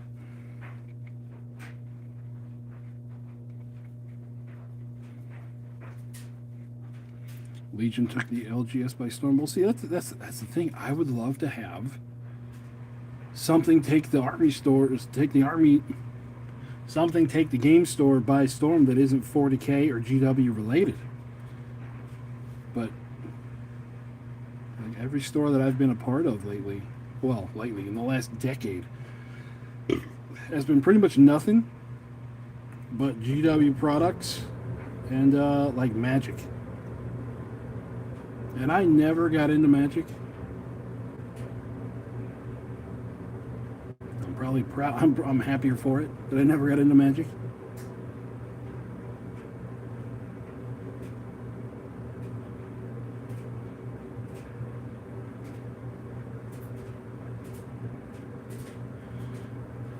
That might be another gripe I have with modern GW, is that it feels an awful lot like a Magic the Gathering game, trying to make all these different combos and traps and list building is 90% of the game.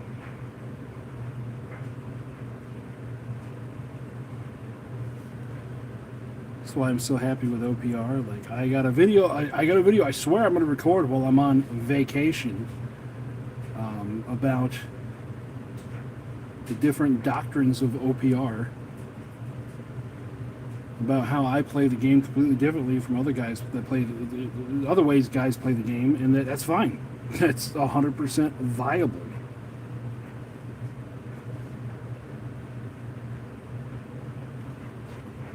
Not like in other games where there's the meta, and if you don't play something that is the meta, you don't have a chance.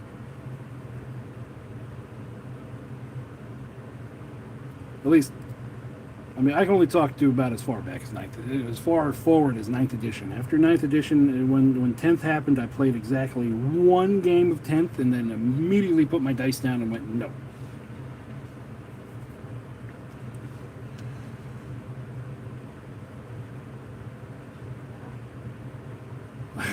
I bought the rule book, played one game, and then threw away the rule book. Hey Fitz, have you tried out those speed paint pens yet? No, I have not. I have not. I've seen them at the store, but the only ones I've seen are like the basic colors. And this is going to sound really, really bad, but I don't tend to use the basic colors anymore. So even if I got them, I would just have to do like a test model. And as we can see, I've fallen behind on production models. Oh, by the way, hi Tabletop Date Night. How are you? Sorry, I'm already. Jeez, I'm not even halfway through this thing. I'm already feeling it. Woo! Happy Monday night.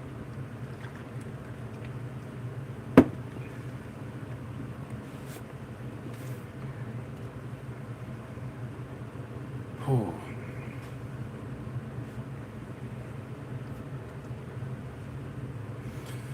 Yeah, I've seen there's a big display next to the paints that I get at the place I go to. I want to say LGS, but it's not actually like it's a place to buy. It's not a place to play, which just because it's close. But they have pencils now,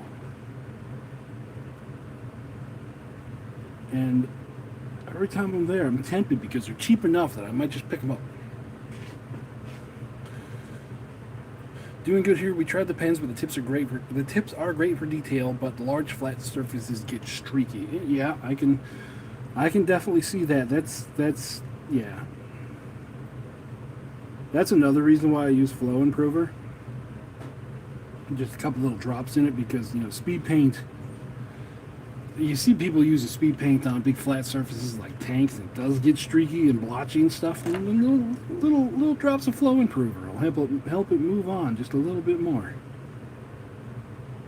Helps everything get all copacetic.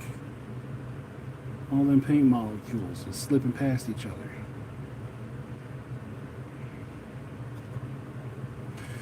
Wow, how can you tell the warbossfitz has had a rough day? Half of a fucking hard lemonade in. I'm already, woo. God, I'm such a lightweight now.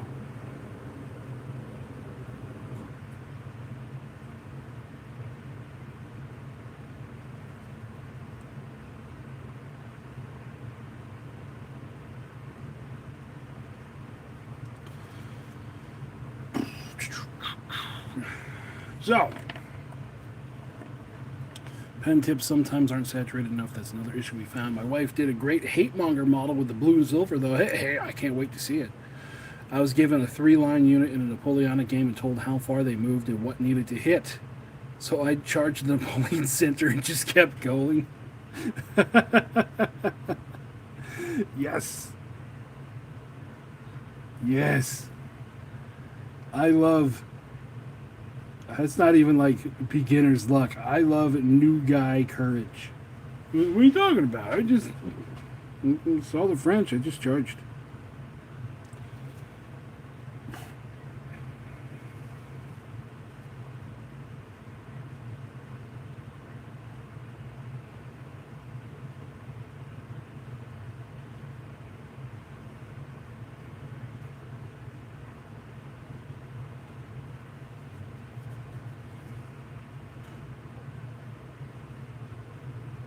Yeah, that's something that I did not get to play much is Napoleonics. The only Napoleonics I got to play again was another chip-based game, and then there were a couple guys like you, you know the old joke where all war gamers eventually turn into Napoleonics. There were a couple guys who was gearing up to play Napoleonics that had some armies that were looking freaking mint. And then I moved. I wasn't told that there were skirmishers, that these were skirmishers, and I routed 6 lines of regulars, and I routed the old guard, nearly capturing Napoleon himself. Awesome. Yeah. Napoleonics, like miniature stuff, I think that would be cool to play. I just up here, I don't know a person who would be even remotely interested in playing that with me. I mean, like I said, I'm used to. What are we playing this week, guys? Oh, we're playing with 14th century sailing ships. Absolutely, count me in.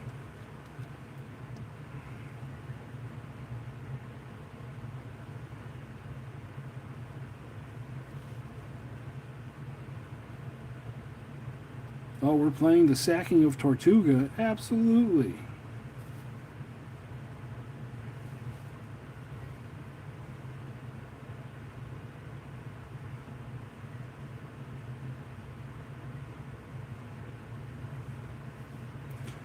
Now, the only place you get games like that is like a Historicon. At least for me. If you guys got a game store where you got a couple of like old guard that are still there that are still rocking historical stuff, man, consider yourself lucky because that's where you find. That's where like all kinds of great games have spawned out of.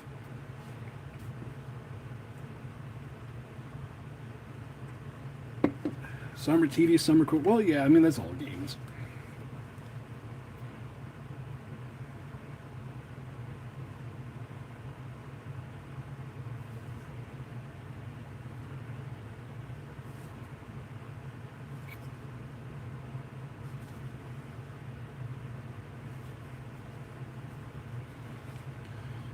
I tell you what, I have missed.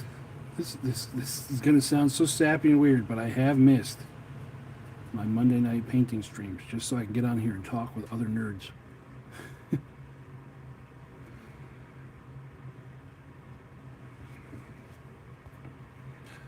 No, like 4 hours per turn. Yeah, yeah.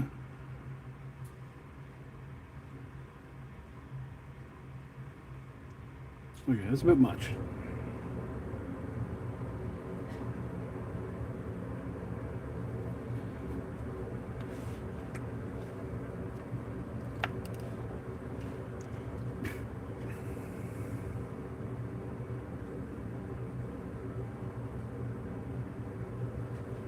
What else we got? Oh, I'm live. I was not live. Apparently, I dropped the stream.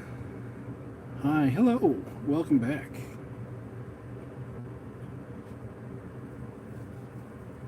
So what else we got? What about you guys? What is a random? Let me hear about a random thing that happened in a game that either caused a whole bunch of laughs, just glory that should not have happened, something crazy.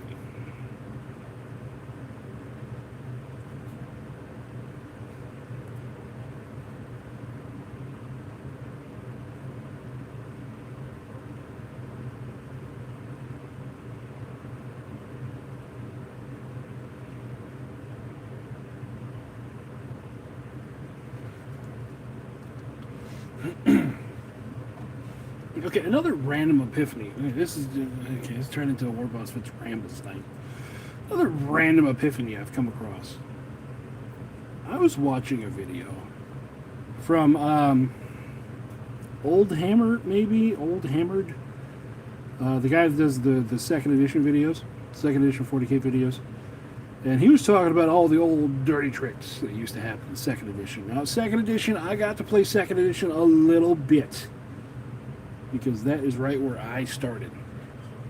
We're the guy at the shop that played 40K like that. Steven, great guy, but he could make a 2K point game last most of the day. Yes. Yeah, we've all got those guys. The ones that overthink everything. Eventually, these two guys started a game 3 p.m. Friday. They finished turn 9 on Sunday. Wow. Oh, at a convention too? God.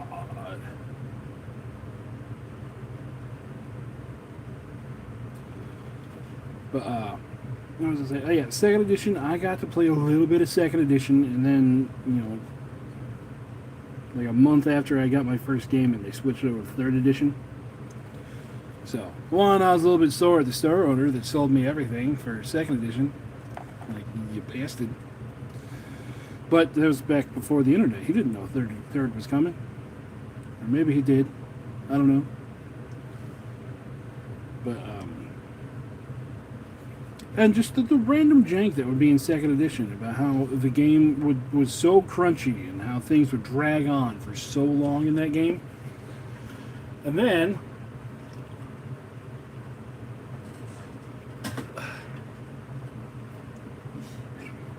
I got to thinking about those guys that say OPR lacks no depth, lacks no flavor. And then they're probably also the same guys that say 40K lacks depth, has no flavor. And I'm like, were these guys that are still playing second edition 40K? Because those rules had depth, they had flavor, they also were full of jank. Busted.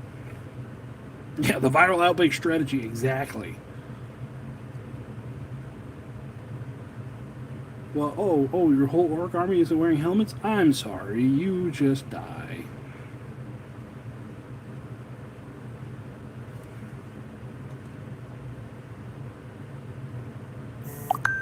Like back when the game needed a referee.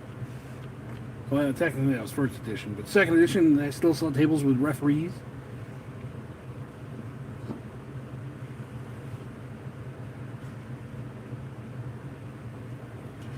Oh, we're talking about old 40K stuff. There was that. There was vortex bombs that would kill whatever they touched. Period. End of story. Don't pass go. Do not collect $200. Just dead.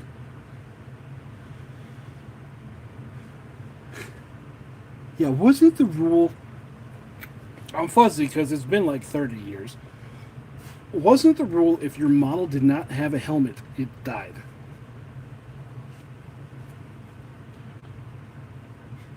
I could be wrong, but I remember something like that.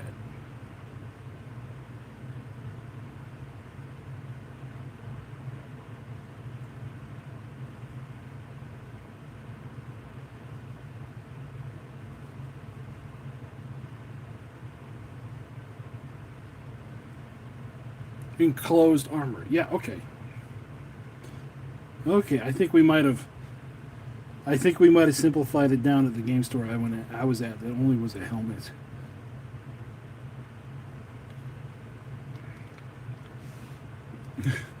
But yeah.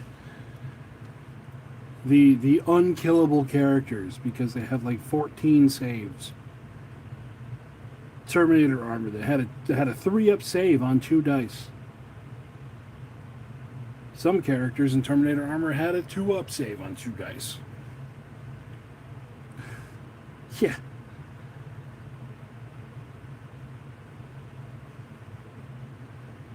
I think I witnessed the game because our outrider at the time played a Chaos Army, and Abaddon had a 2-up save on 2 dice in his Terminator armor. So if you did not have an AP on your weapon, you couldn't even scratch him. because it's not like OPR where ones automatically fail. It was, oh, your gun has not enough power for me to even if I roll snake eyes, I don't care.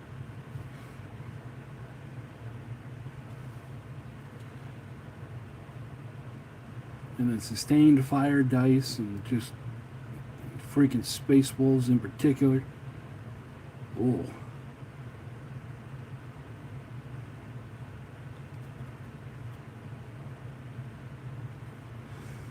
But yeah, like I was saying, like when people say that the game lacks depth and lacks flavor, I'm like, dude, go back and play second edition. This game is not going to be that. Go back to play a game that has you need a referee.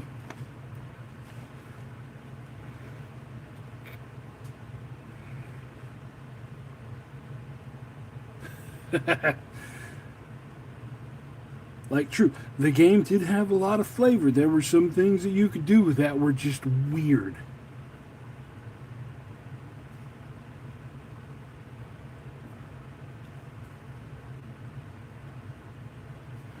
But in the same breath, when 40K clicked over to third edition, that in my mind is where it went from like this weird skirmish game into an actual war game feel.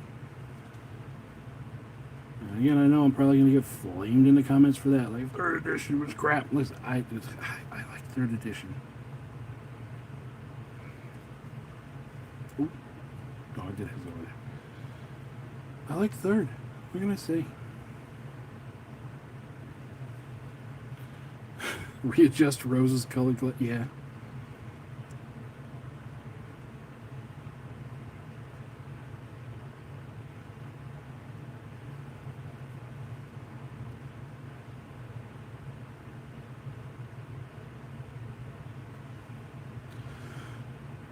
And, I thought the game was. It's going to sound weird, but again, I was a kid. I thought the game was balanced. I thought they had like this big mathematical way to figure out the points of stuff and what different abilities did, all the way until Terminator's got an invulnerable save. That's when my eyes got open to, oh no, they're just winging it. They're just winging it on the points values and the abilities. Oh no. You didn't like having to take all the power weapons off of it. Yes. Howdy, sauntering spellcaster. When Neurons came out in White Dwarf and then it didn't get a codex for 2 editions later. Necrons, you mean? Yeah. Yeah. A lot done with my Saurian Starhouse. Well, excellent. I'm getting a lot done with my Greeks. I'm surprised people are even here watching me do this. It's just me rambling. Now that I've been drinking, it's just me rambling. I love how we started off and I was a little bit more timid. Now I got one drink in. Well, it's actually like 4 of the amount of alcohol in there. I got a couple drinks in. I'm like, ooh, let's just talk. Let's just hang out. We're at the 2-hour mark. We're having fun. Oh. But yeah, when Terminators got their invulnerable save, that's when I was like, oh. So there is no like hard math behind this. It's just vibes. Need the Hoplites, yes. I'm looking forward to seeing all the new demon models. Mm-hmm. Mm-hmm. An army I can actually understand. Okay. Yeah, the new demon models are coming out. Well, actually, in a couple days, right? Got a couple of. It's the. I know it's plague, and what's the other demon? This month.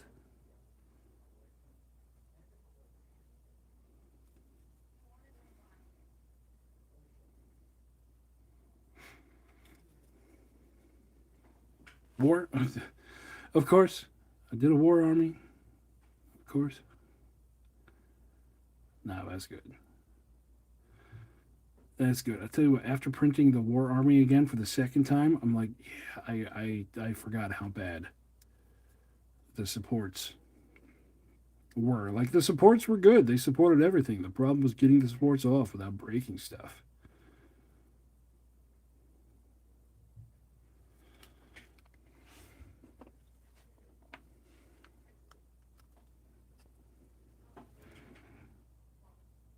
Or play can change. I don't know. I don't know. I currently do not have a change army because I had a friend that was like, "Hey Dan, what do these change demons do?" I was like, "Here, take them, figure it out." And he's been terrorizing all the people he has come over to his house with him. So currently, at the moment, I don't have any. That will change shortly.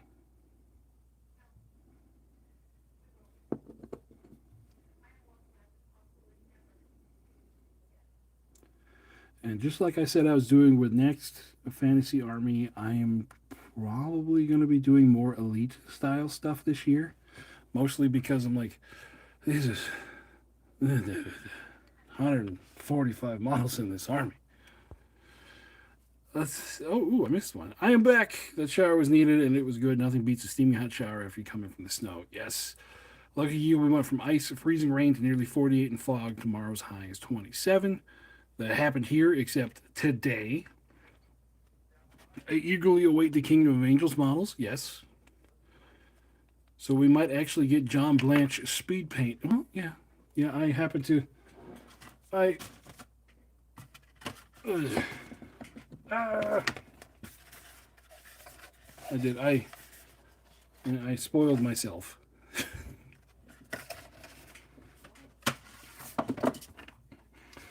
I haven't really looked at them since I opened them up because I'm like, I got to get through these with the plans that I had for them, and I just moved the camera with my elbow. So once we get past this, there might be some Blanchian paint.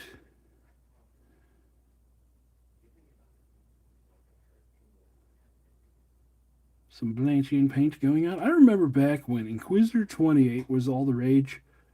Oh, that's another thing, man. I miss Inquisitor. I actually gave my Inquisitor rulebook away.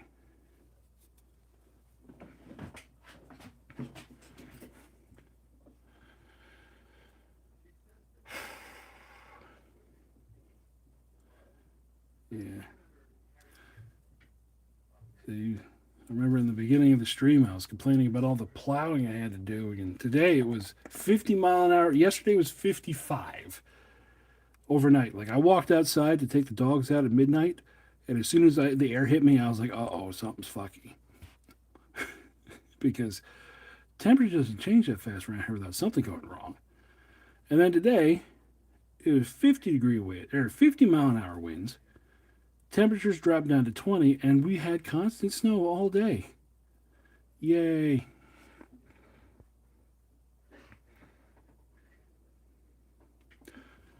Yeah, the 54 millimeter scale models were cool. Hey, look, we were just talking about scale earlier, and yeah, the Inquisitor stuff were at 54 millimeters. So they were a lot larger than the regular 40K stuff. The 54 millimeter stuff was cool, but it was hard to convert because they were all white metal and they were all very expensive because they were all huge.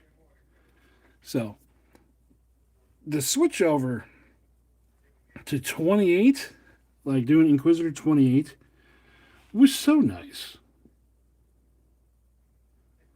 Just because you had a whole lot more options for conversions and stuff, and that's what honestly for me, that's what the game lived and died on. It like the game itself, while it was fun, I was just there for the conversions, man. I was there for the kit bashing and the beating stuff and slapping stuff together and dousing everything and 16 layers of Agrax or shade.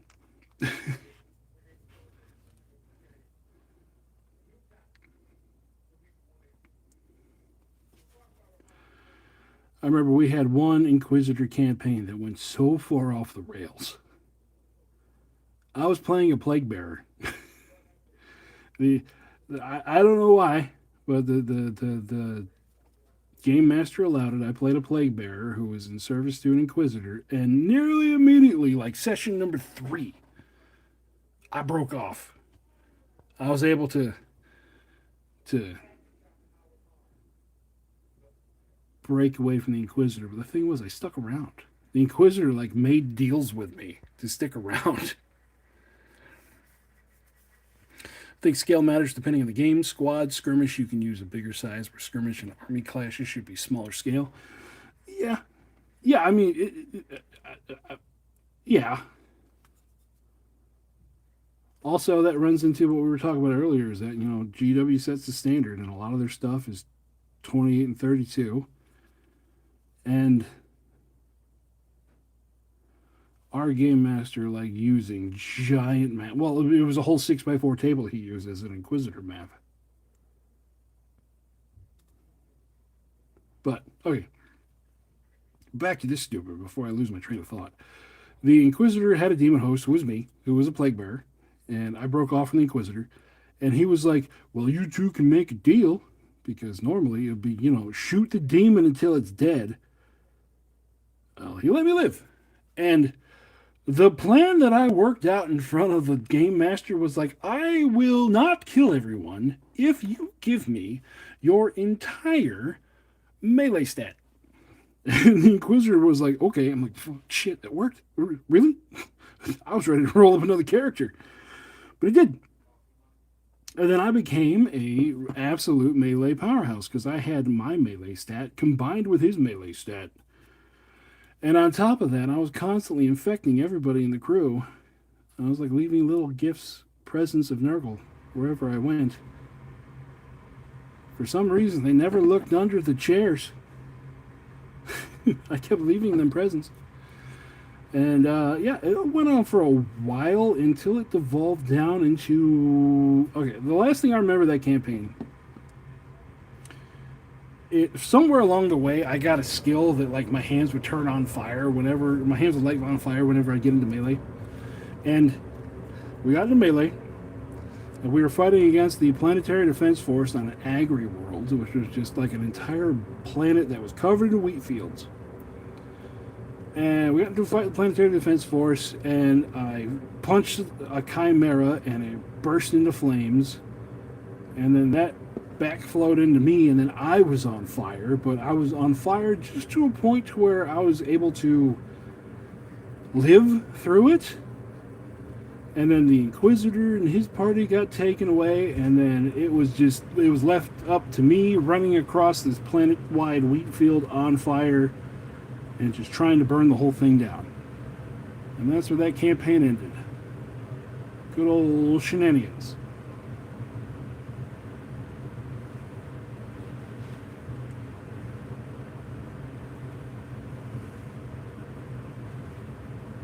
God, the more I think about it, the more I miss freaking wargaming in Florida. But I know the store I used to play at isn't even there anymore.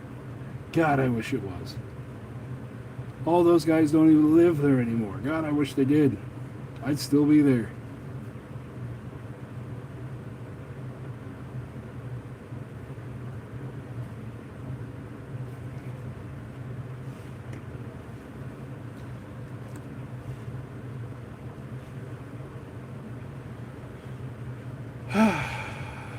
Okay, part of me hopes with the Cathay analog that Kitano said we would eventually get that they could do more than just recreate Queen, whatever, era China. I know that's not said the way it's spelt, but my brain isn't working right now.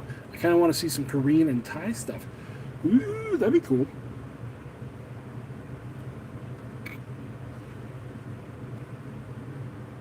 That would be cool to have different Asian-inspired armies there.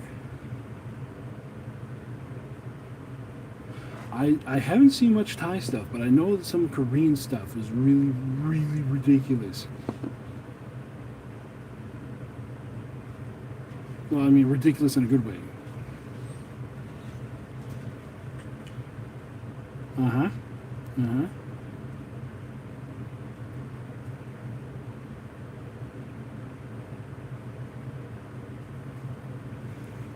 Well, I mean, we know it's going to have dragons in it because it's kind of in the name.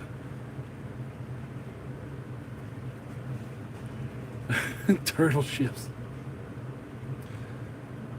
Yes, you could do turtle ships. That's, I'm gonna have to talk to somebody because I remember Tano saying that warships for him for working on war fleets for him is being a pain, and that fantasy ships might not be coming for a good long while. And I'm like, listen, what you got for war fleets? It's workable. You could do the same thing for fantasy. You could use the same thing entirely. You just got to like rename stuff, and there you go. So I might have to talk to him and be like, hey, Tom, I know you could do this right now with war fleets, but people need to be led by the nose. We can call it like Age of Fantasy Dread Tide. Age of Fantasy Age of Sail or something like that. And just use the exact same stuff from Warfleet, change the names of the weapons and the fleets to Age of Fantasy stuff. There you go.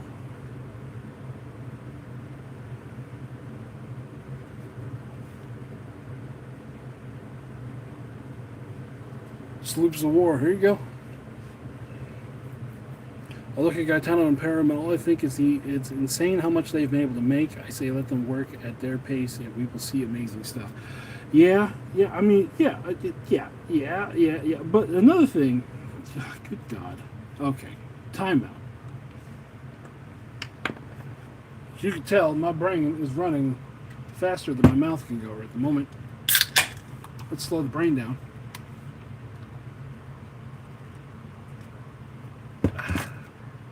Another thing too is that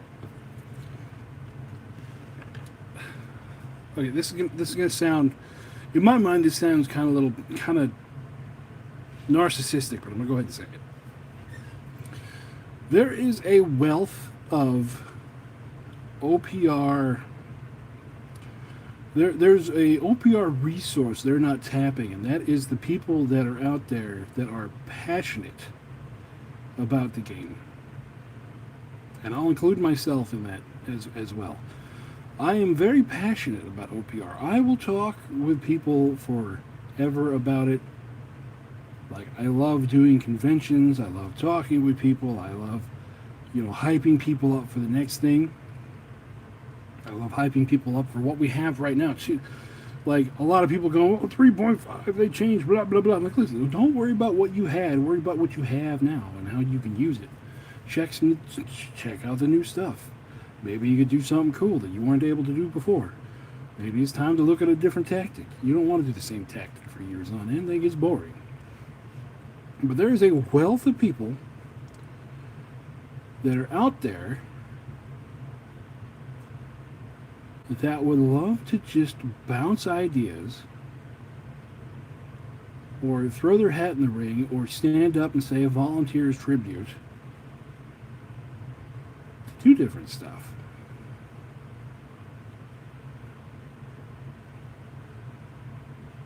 And I know they want to make sure everything's official because I'm pretty sure they've had the same thing happen to them that happens to everybody who has like a nerd-ish hobby. They give volunteers, and the volunteers are all gung-ho for like a day, and then blah, blah, blah happens. But I think they've got to a point now where, again, I don't want to toot my own horn, but I will do a whole bunch of stuff. I mean, as you can tell, for myself, I'm sitting here painting 60-something hoplites on a Monday in a live stream, just chatting. Which I love doing, by the way. Thank you guys for keeping me occupied with this.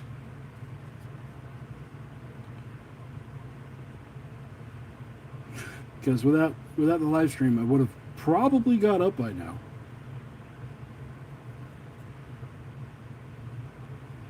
But yeah, just there's people out there that want nothing but success for the game, for the company. And I think that that is an untapped resource.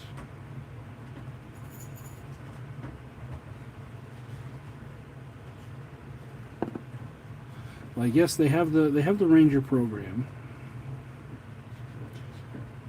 but I don't put this into words. I kind of feel like the Ranger program is an afterthought. Ow! Fucker stabbed me.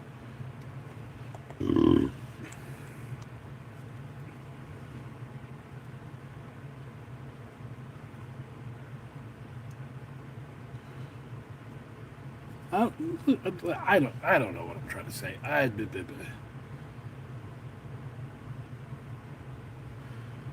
Maybe I might just be a little salty that there was a 3.5 alpha that wasn't invited to.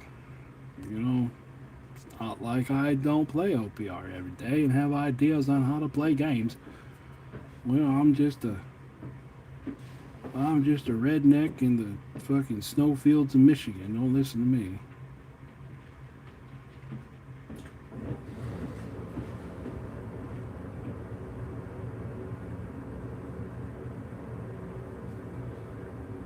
You know, whatever. It is what it is. It's not like I'm not good at it. I'm not going to throw a fit about it. Oh, okay, I need to... Ooh.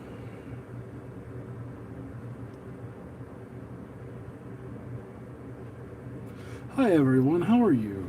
What's going on out there? What are you working on? While I'm bronzing out the rest of my phalanxes here.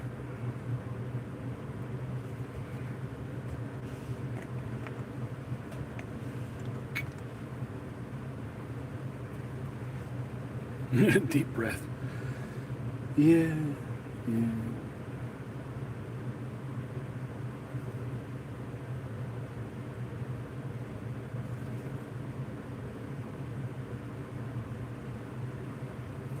I remember when they came out. Yeah, there was an alpha for the game, and we had people coming out there for it. And I'm like, what? Shit.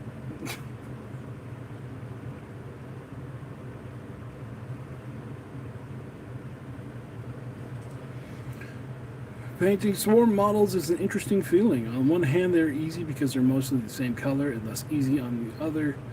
My goodness, so many little bits. Yeah, that's why I'm to the point where I want to paint a model that I can get done in a reasonable amount of time. So if there is a model that is overly detailed, and now a model can be overly detailed, but if it's meant to be done with like a wash, like a primary color and a wash, that's fine. But if it's something like that has 15 different, multiple different colored pieces, I am so turned off. I forgot what the Greeks are for. Olive oil, mostly. No, they're for the Human Empire. They're Human Empire army. It's got 60 spearmen infantry in it, which are these guys. And then it's got 3 heroes with them. I think I gave them the morale boost buff. So these guys, with the heroes quality, they pass morale on a 2. So these ain't going nowhere till you kill them. And then I have 20 weapon masters who are going to be the Spartans. They have 2 heroes with them. I forgot what I gave them. I think it might be something like piercing attacks or something like that. And then it has 10 knights, which again are Greek cavalry, which are right at these guys. Ta-da! And then it has 30 archers, 30 marksmen, I gave them bows, and then 20 mercenaries, and I gave them the pistols, which are going to be the Peltius spear throwers. So it's a fully ancient Greek themed army. As well, how these hoplites look like they're delightful to paint. Meanwhile, Duchy's Da Vinci stuff can make me feel like life is painful because the humans are so intricate. Yeah. Looking at the Duchy's like striped cloth, the striped cloth on the arms and legs. I looked at that the first time and went, ugh. But not terrible if you have a steady hand and it's just like one arm and one leg, one striped color, and then one arm, one leg, the other striped color. And then for this year, I was using the Duchy's Da Vinci the Duchy's Da Vinci lore book to look at the different paint schemes for those. But man, anything past the basic Vinci paint scheme, I feel it's too many colors. So we'll see what I even do with those. I think I might be doing an all bot Vinci, just because, you know, take the special character that's inside of a bot, and then more bots on top of that. I don't know. We'll see. We still got time before we get there. I got like 6 different lists for each army hanging around.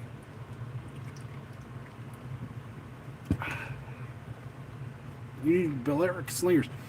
The models are, the STLs are in the files. I just didn't find a unit in the army that I thought was going to work for it.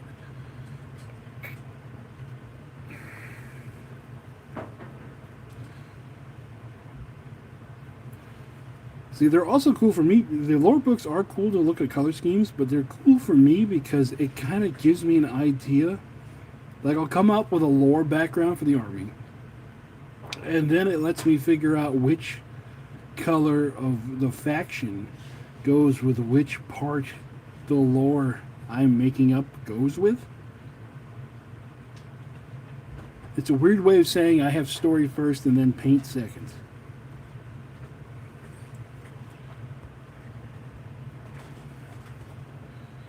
Skirmish archers. Well, yeah. See, here's the thing: is that the skirmishers, or the scout guys in the human empire, would be the mercenaries, right? I think they have scout, but they're also carrying pistols instead of, you know, if there was a scouting like bow unit, sure.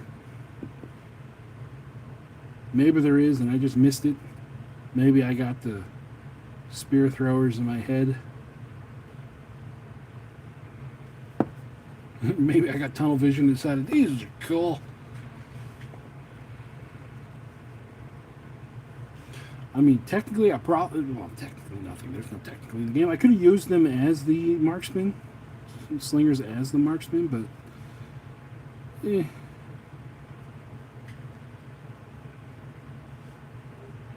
That's why with the Eternal, I get the story first, paint later thing. Is why with the Eternal Dynasties, I like the paint scheme that is white and blue that really plays into the whole Guardians and Sages thing. Yeah, oh yeah, it's really cool that, you know, they give you the different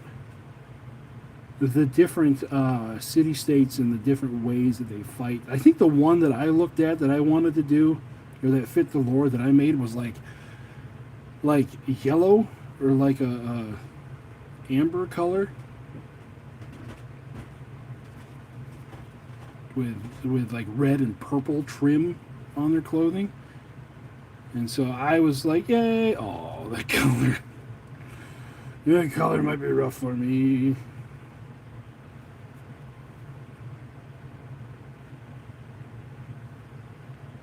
Yes. I'll bring it back. Okay. Your son Uh-huh. is sleeping on his bed Okay. in the living room. I'm not even I'll discover what that means when I get up there. His mattress is down here Okay. to keep him close to the bathroom. Okay. Fair enough. Love you.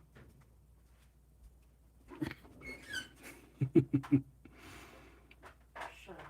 What? But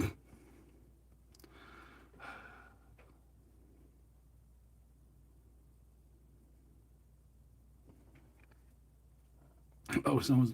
I'm not in trouble. She was telling me she was going to bed, and that what else was going on?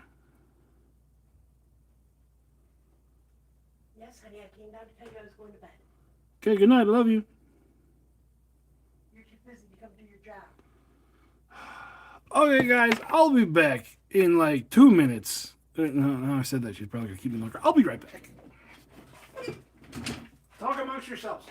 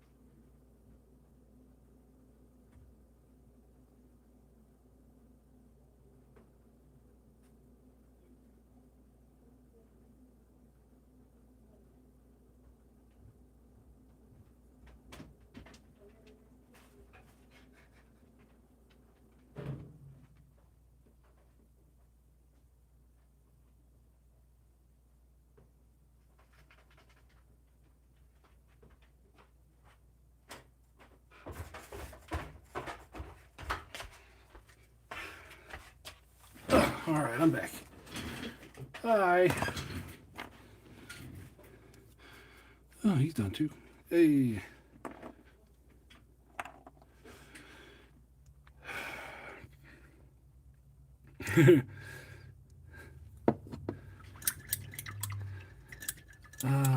Da.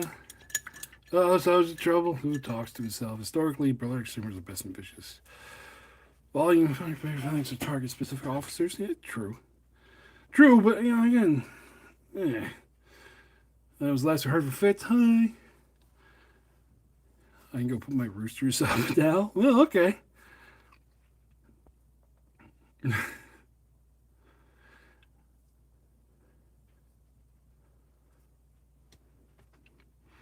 Okay. Yeah, that brings us back up to speed. No, I wasn't in trouble. It's just I didn't realize what time is it?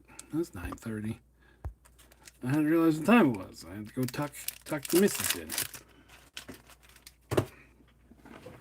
Because let me tell you, 4 years. Well, for years and years and years and years. Not 4 years specifically.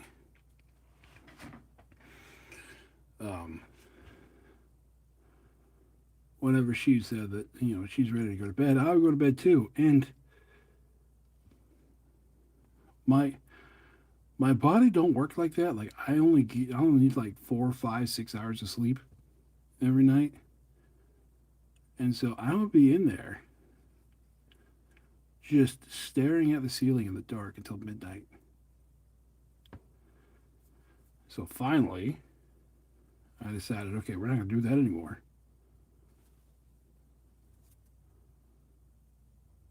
And now she's supportive of it. I just have to go tuck her in when she goes to bed because she's a big girl. She can do it all by herself, but she wants me to go do it.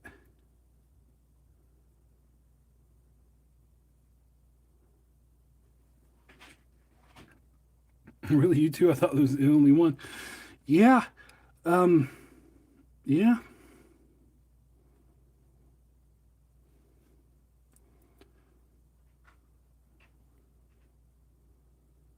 Like I try to.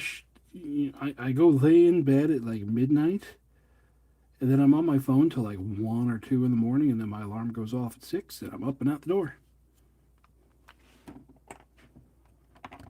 And before, she would go to bed at 9. I would go to bed at 9. I'd stare at the ceiling until 1 or 2 o'clock in the morning, and then yeah.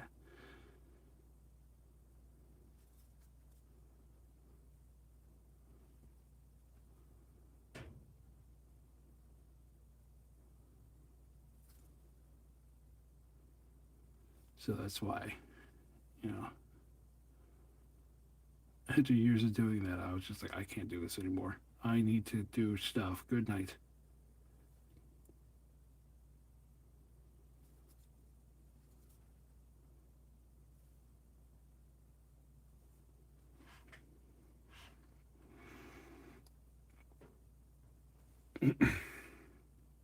It's kind of one of the reasons why the whole YouTube channel started. I had a whole bunch of like time at night,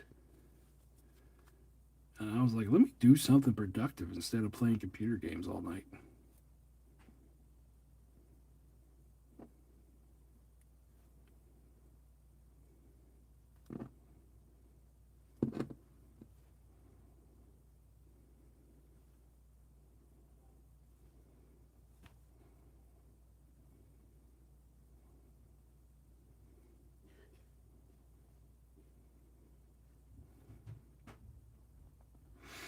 That's why my normal live stream starts so late, is because I've already tucked the wifey in by that point.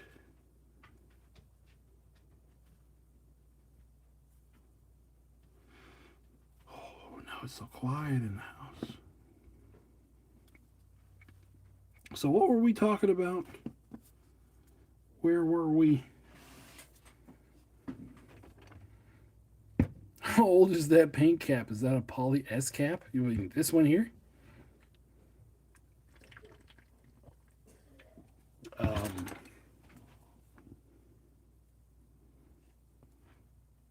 right? This one? Yeah. No, that's a.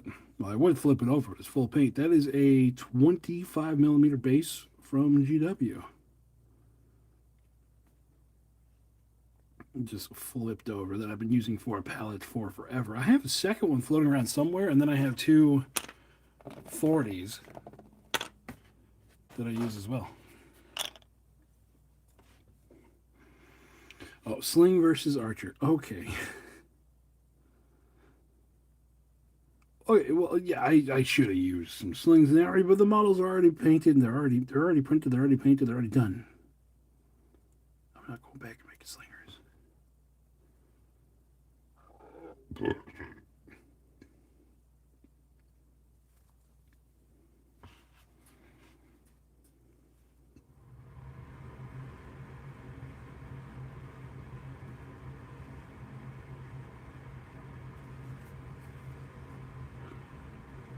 I did see a fun article about, randomly, I saw an article about slingers lately that showed they found a whole bunch of lead shot that slingers used to throw. And on one side, because of course they would cast it because it's made of the lead. On one side, it would have like a snake and two lightning bolts. And on the other side, it would have like, ouch, or that hurt, or I'll put your eye out, kid, on them. I just thought, hey, I like it. Shit talking even back then.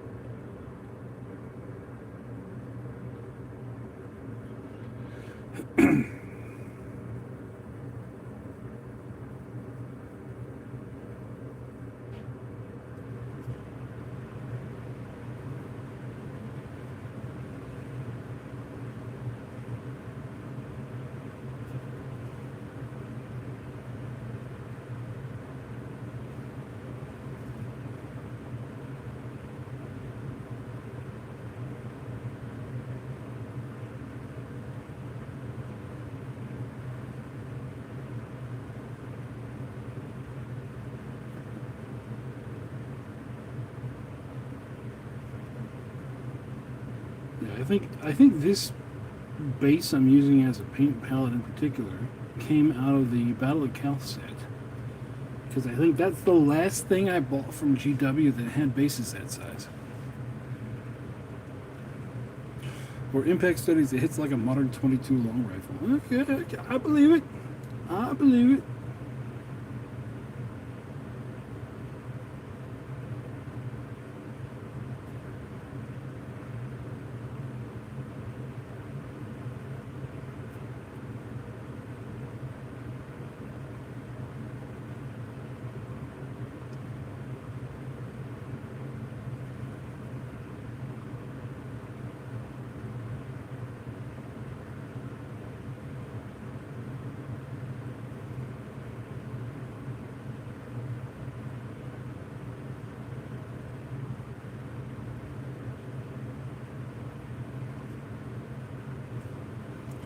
Alright, we're almost. I want to say we're 3/4 of the way through the bronzing.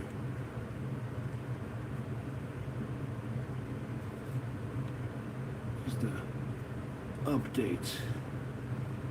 Because we're going to finish it.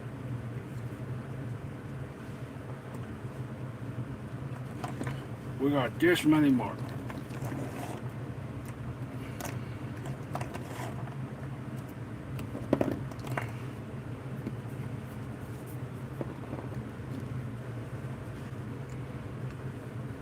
Yeah. Humor's been the same for forever. I remember them unearthing like dick jokes in Pompeii.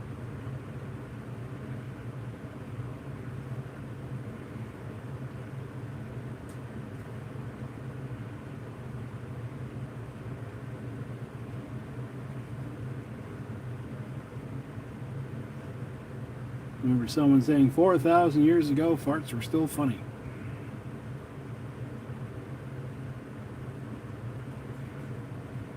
Dick jokes never end. That's the one brand of humor that will be there forever.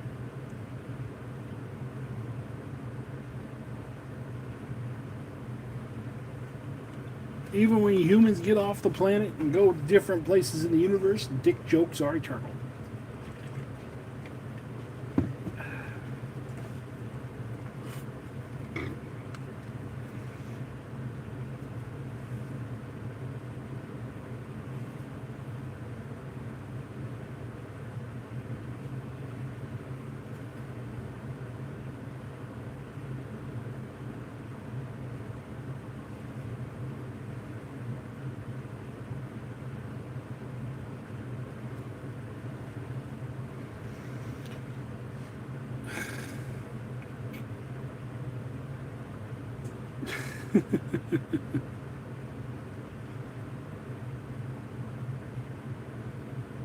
Yeah.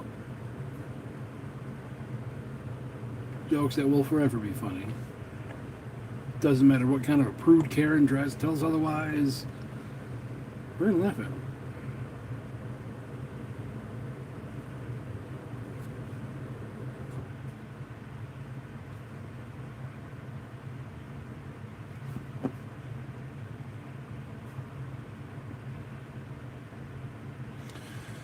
So we got about another 20 minutes in this. What are you guys doing out there? What do we want to talk about next? What random subject do you want to see me wax lyrical about that I probably know nothing about, but we'll come up with something?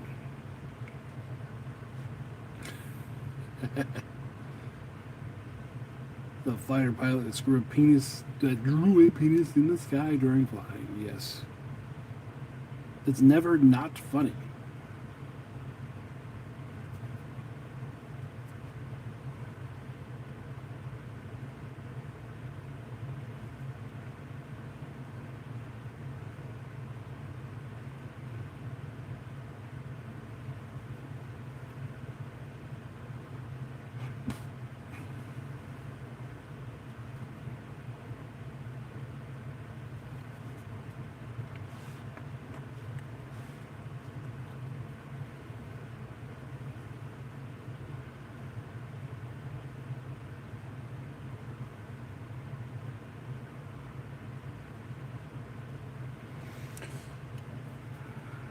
Did you get any good hobby goodies for Festivus?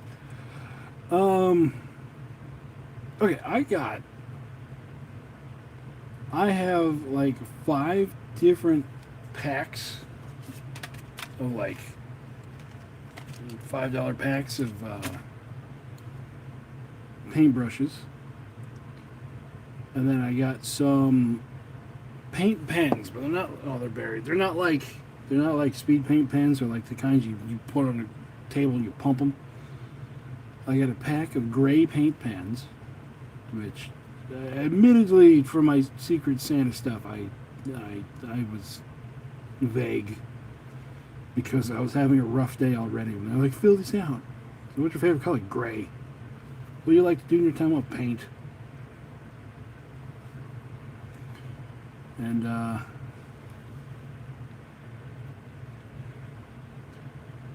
then I got my own sets. I bought these for myself. Red sable brushes. So these are the detail ones. And they're pretty cheap. They're only like $7.50. I'm crazy. I saw that and couldn't not do it. The Egyptians used broken pottery shards to write notes and letters. Translated, they run from grocery lists to gossip and tabloid trash. Yes. I'm amazed at how consistently clean your prints come out. How often you change the FEP sheets and stuff. I also find it amazing how sometimes everything prints fine except for part of an arm. Well, I mean, these here, that's a shield mount, which I haven't painted the shields because I need to get underneath them. But how often do I change my FEPs? I don't know. Maybe once every...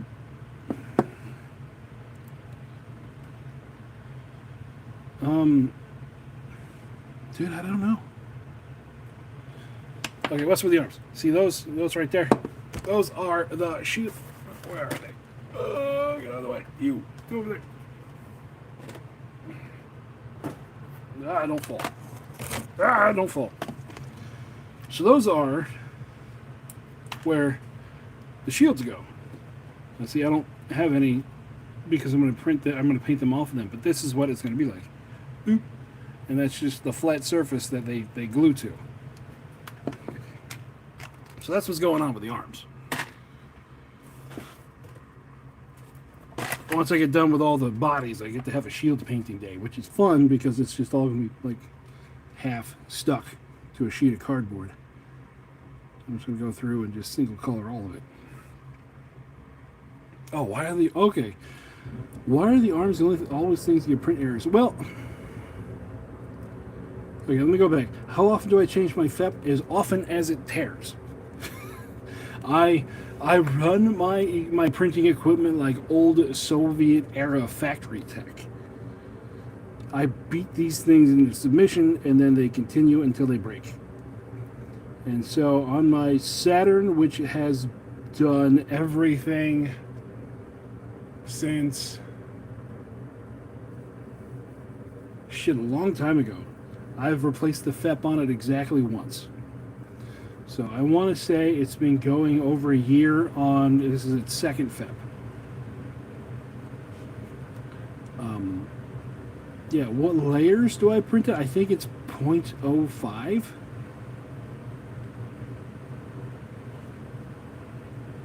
I want to say it's 0.05.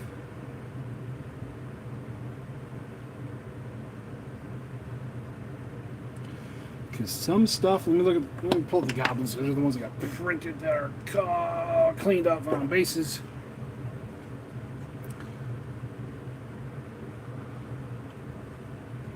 Like, oh, this box had freaking flock in it. Yeah, there's no.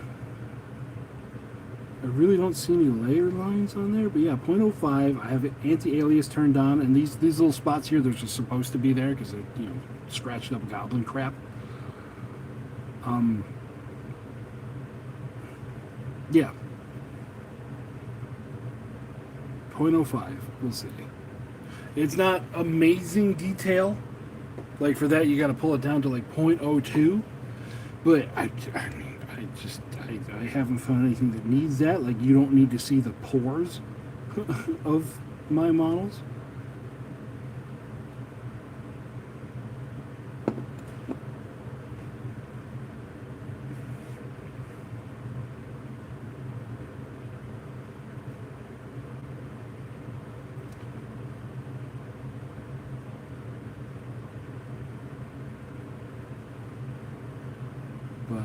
Yeah, as far as what I use for FEPs, in the Mars 2, I used to run a high durability FEP. What do I even use in this one? Where is this thing?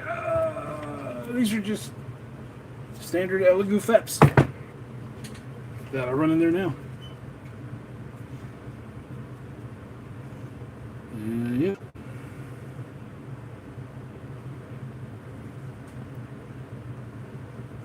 It might be one of those things that I've been running my printers constantly for like 4 years now. And so I've accidentally figured out what's worked, even though I couldn't tell you what I do different from other people. And the reason why it's always the arms that fail is because there's always a dip point on an arm. Like say this guy here, if you were to print him in this orientation, that elbow is going to be a fail point. So you have to make sure that whatever the deepest part of that elbow pointing down is going to have a support on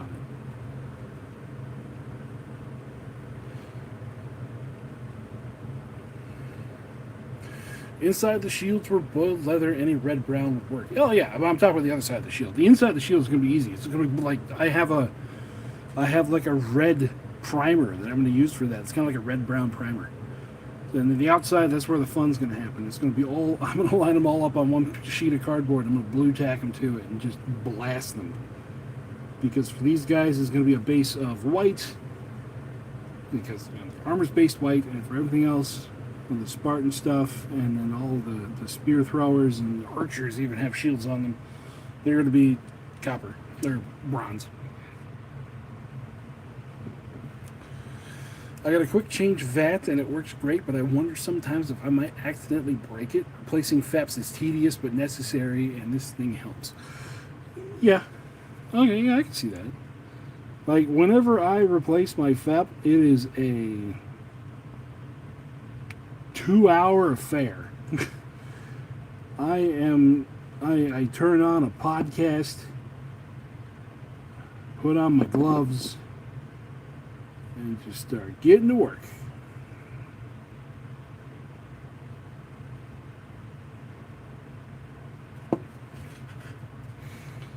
Because right now my printer's shut off, because normally, well, right now the printer is shut off because I have not only these that I still need to paint, I have the whole goblin arm I need to paint. I have this Titan over here I just printed, I need to paint. And then I have, I started the pig orc army, and after the first print of the pig orcs, I'm like, I have no room on my table. I need to print stuff. Or I need to paint stuff.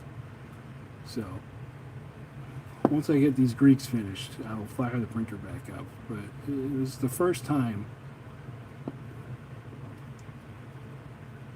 in a long time my printer has outrun my painting. When I had the Mars, I used to joke that I used to outpaint my printer. Now with the Saturn, not changed.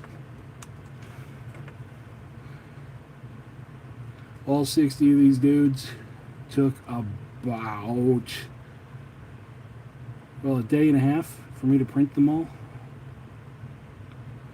If I was still on the Mars, this would take nearly a week to print all 60 of them.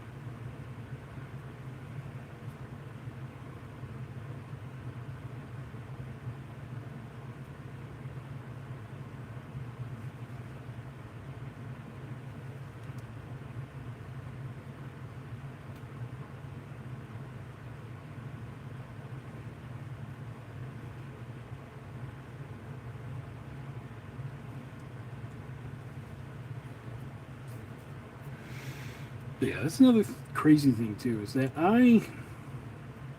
even in my job as a maintenance technician, like nothing I have ever works the way it's supposed to out of the box.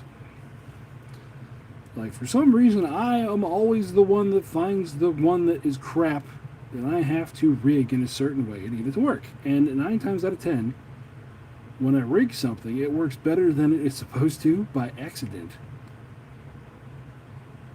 So that might be what's going on with my printer. Is other people, they'll have a printer too, and then they'll have a fail. If I get this thing leveled out to where I like it leveled, I won't have, well, like my Goblins didn't have a single print fail. My Titan over there didn't have a print fail. I'll show you the Titan was done with these guys, because I'm quite happy with it. The problem is it's all freaking solid. It's like 2 pounds of resin because I forgot to hollow it. That's another thing too, is my FEP was probably screaming at me when I did it.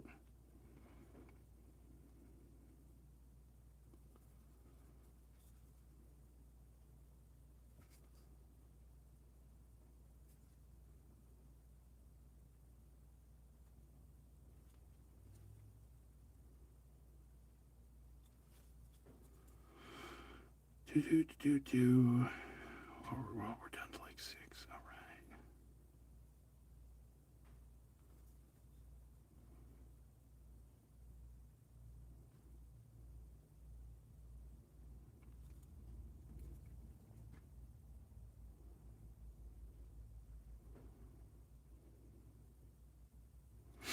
And the only other thing that I do different that other people think is weird is instead of using alcohol to clean them, I use acetone. And that all came about when I first started printing. Was like 2020, and of course, alcohol was nigh impossible to get your hands on. So I went searching for other things I could use.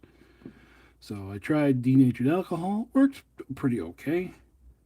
Then I tried mineral spirits. Don't use mineral spirits, it just straight doesn't work. And then I tried acetone. And acetone, if you take your model off the supports, and you just put it in a vat of acetone for like 30 seconds, then you pull it out, boom, clean, done. There's no agitation needed. There's no vibrating vats. There's no half hour in the spin cycle. It's 30 seconds in, out, done.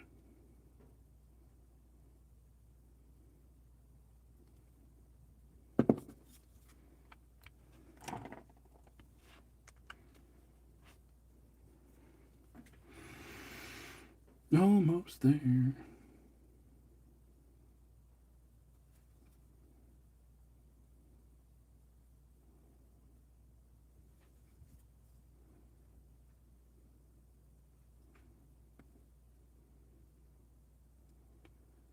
Yeah, like these spears here. These weren't print fails. These were me taking them off the supports fails.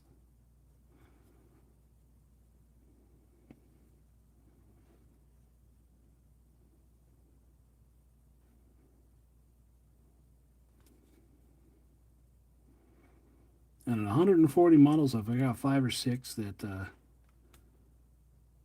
the bottom of the spears broke off, even after it's behind a shield. I think that's fine. That's fine. Last 4.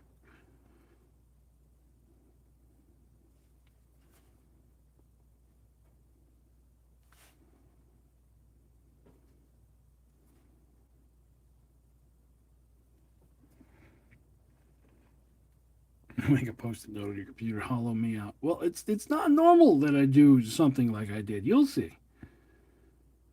You will see. I actually took a 6mm model and blew it the hell up.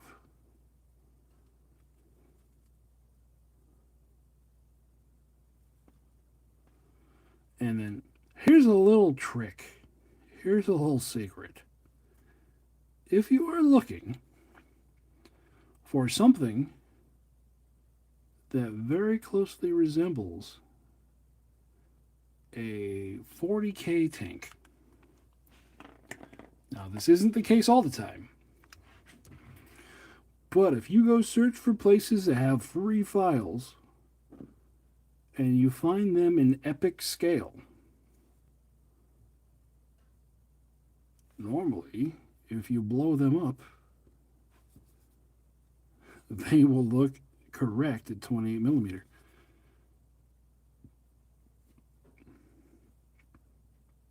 Some of them track a linkage at all looks very, very close. Very, very close to regular scale stuff.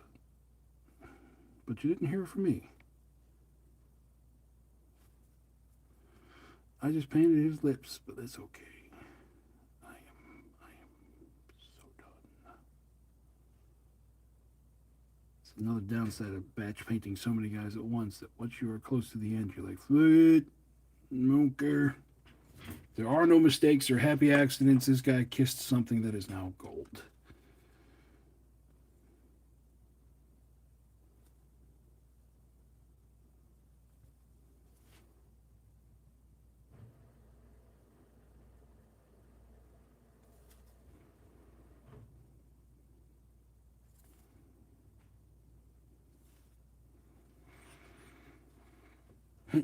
Midas touch, exactly.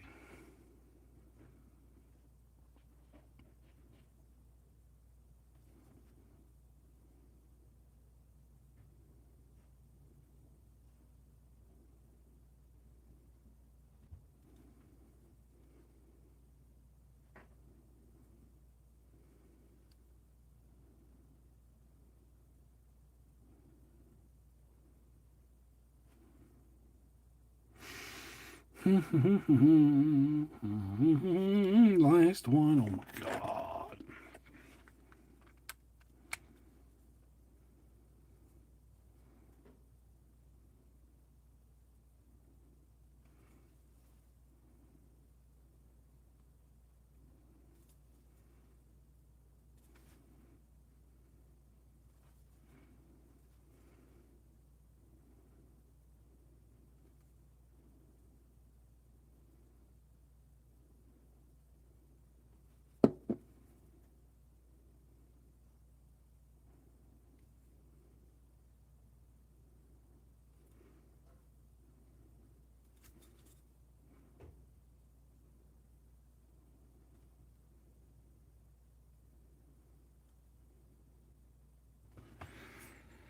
Go barbarian force for the Greeks to face is the Iberians. Yes. Yeah. Well, I mean, they're going to be facing. What are they going to be facing? Oh, I've forgotten. Who was my last Age of Fantasy army?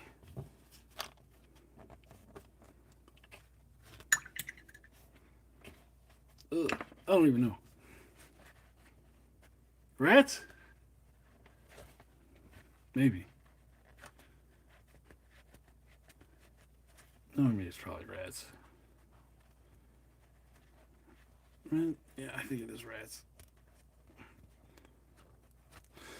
Okay, so throw that away. All right, so there are 65 Greek hoplites. All we need now is put a wash on them. I'm going to use my marine juice, which I use on everything to give everything kind of a grim, darkish feel. And then once everything is done in the Army, they're going to get a nice little arid, rocky Greek base. So let's see the Titan I was talking about. This is why I got to move it all the way back here. Ta-da! Whack. Oh, the light's terrible. Here we go. This is the Titan I was working on, or printing up. And this is from the Lazy Forger. This started life as a 6mm model. All I did was scale it up 400% and get to this. So this thing would be, night size normally. Yeah. And it's going to be used as a Duke Titan. Ignore some of this stuff here. For some reason, I think I have like cured resin sand in my wash bin. But yeah, this is going to be a Duke Titan. 1,600 points of just DACA for the Titan Bash. Uh-oh. I think my base might have warped a hair. Just a hair. I'll fix it. And, yeah. So I get to do the base, I get to do paint. I'm not even sure about color scheme on it. I just saw this in 6mm and went, yeah, that looks awesome. I bet it blows up pretty good. And it did. And it did. The missile rack is a little bit blue. But I'm sure the servos will compensate for it or some other mumbo jumbo BS. So we got those guys done. We got, there's all the archers and all the spear throwers. So I just have 10 cavalry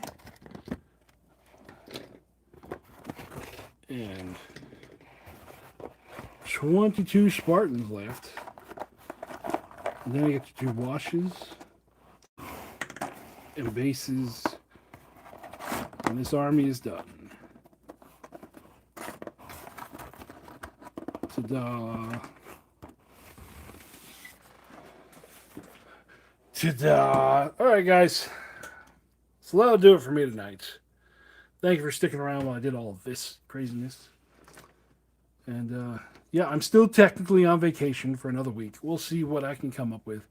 Those subsonic cleaners are awesome. You got to be careful, though, because you can accidentally melt stuff. Yeah, well, I mean, not only do I treat stuff like it's Soviet factory equipment, I'm very low tech, very low budget. So, we're going to run with that. You know what that is? I'm going to hit that with primer. You'll never notice. So, remember to check out PrintedStarships.com for any of your sci-fi printed starships, warfleets, FTL, Legion style stuff. warbossfitz code, get you 15% off. That'll do it for me tonight. And I hope you guys are having fun playing OPR wherever you are. And we'll catch you later. Good night.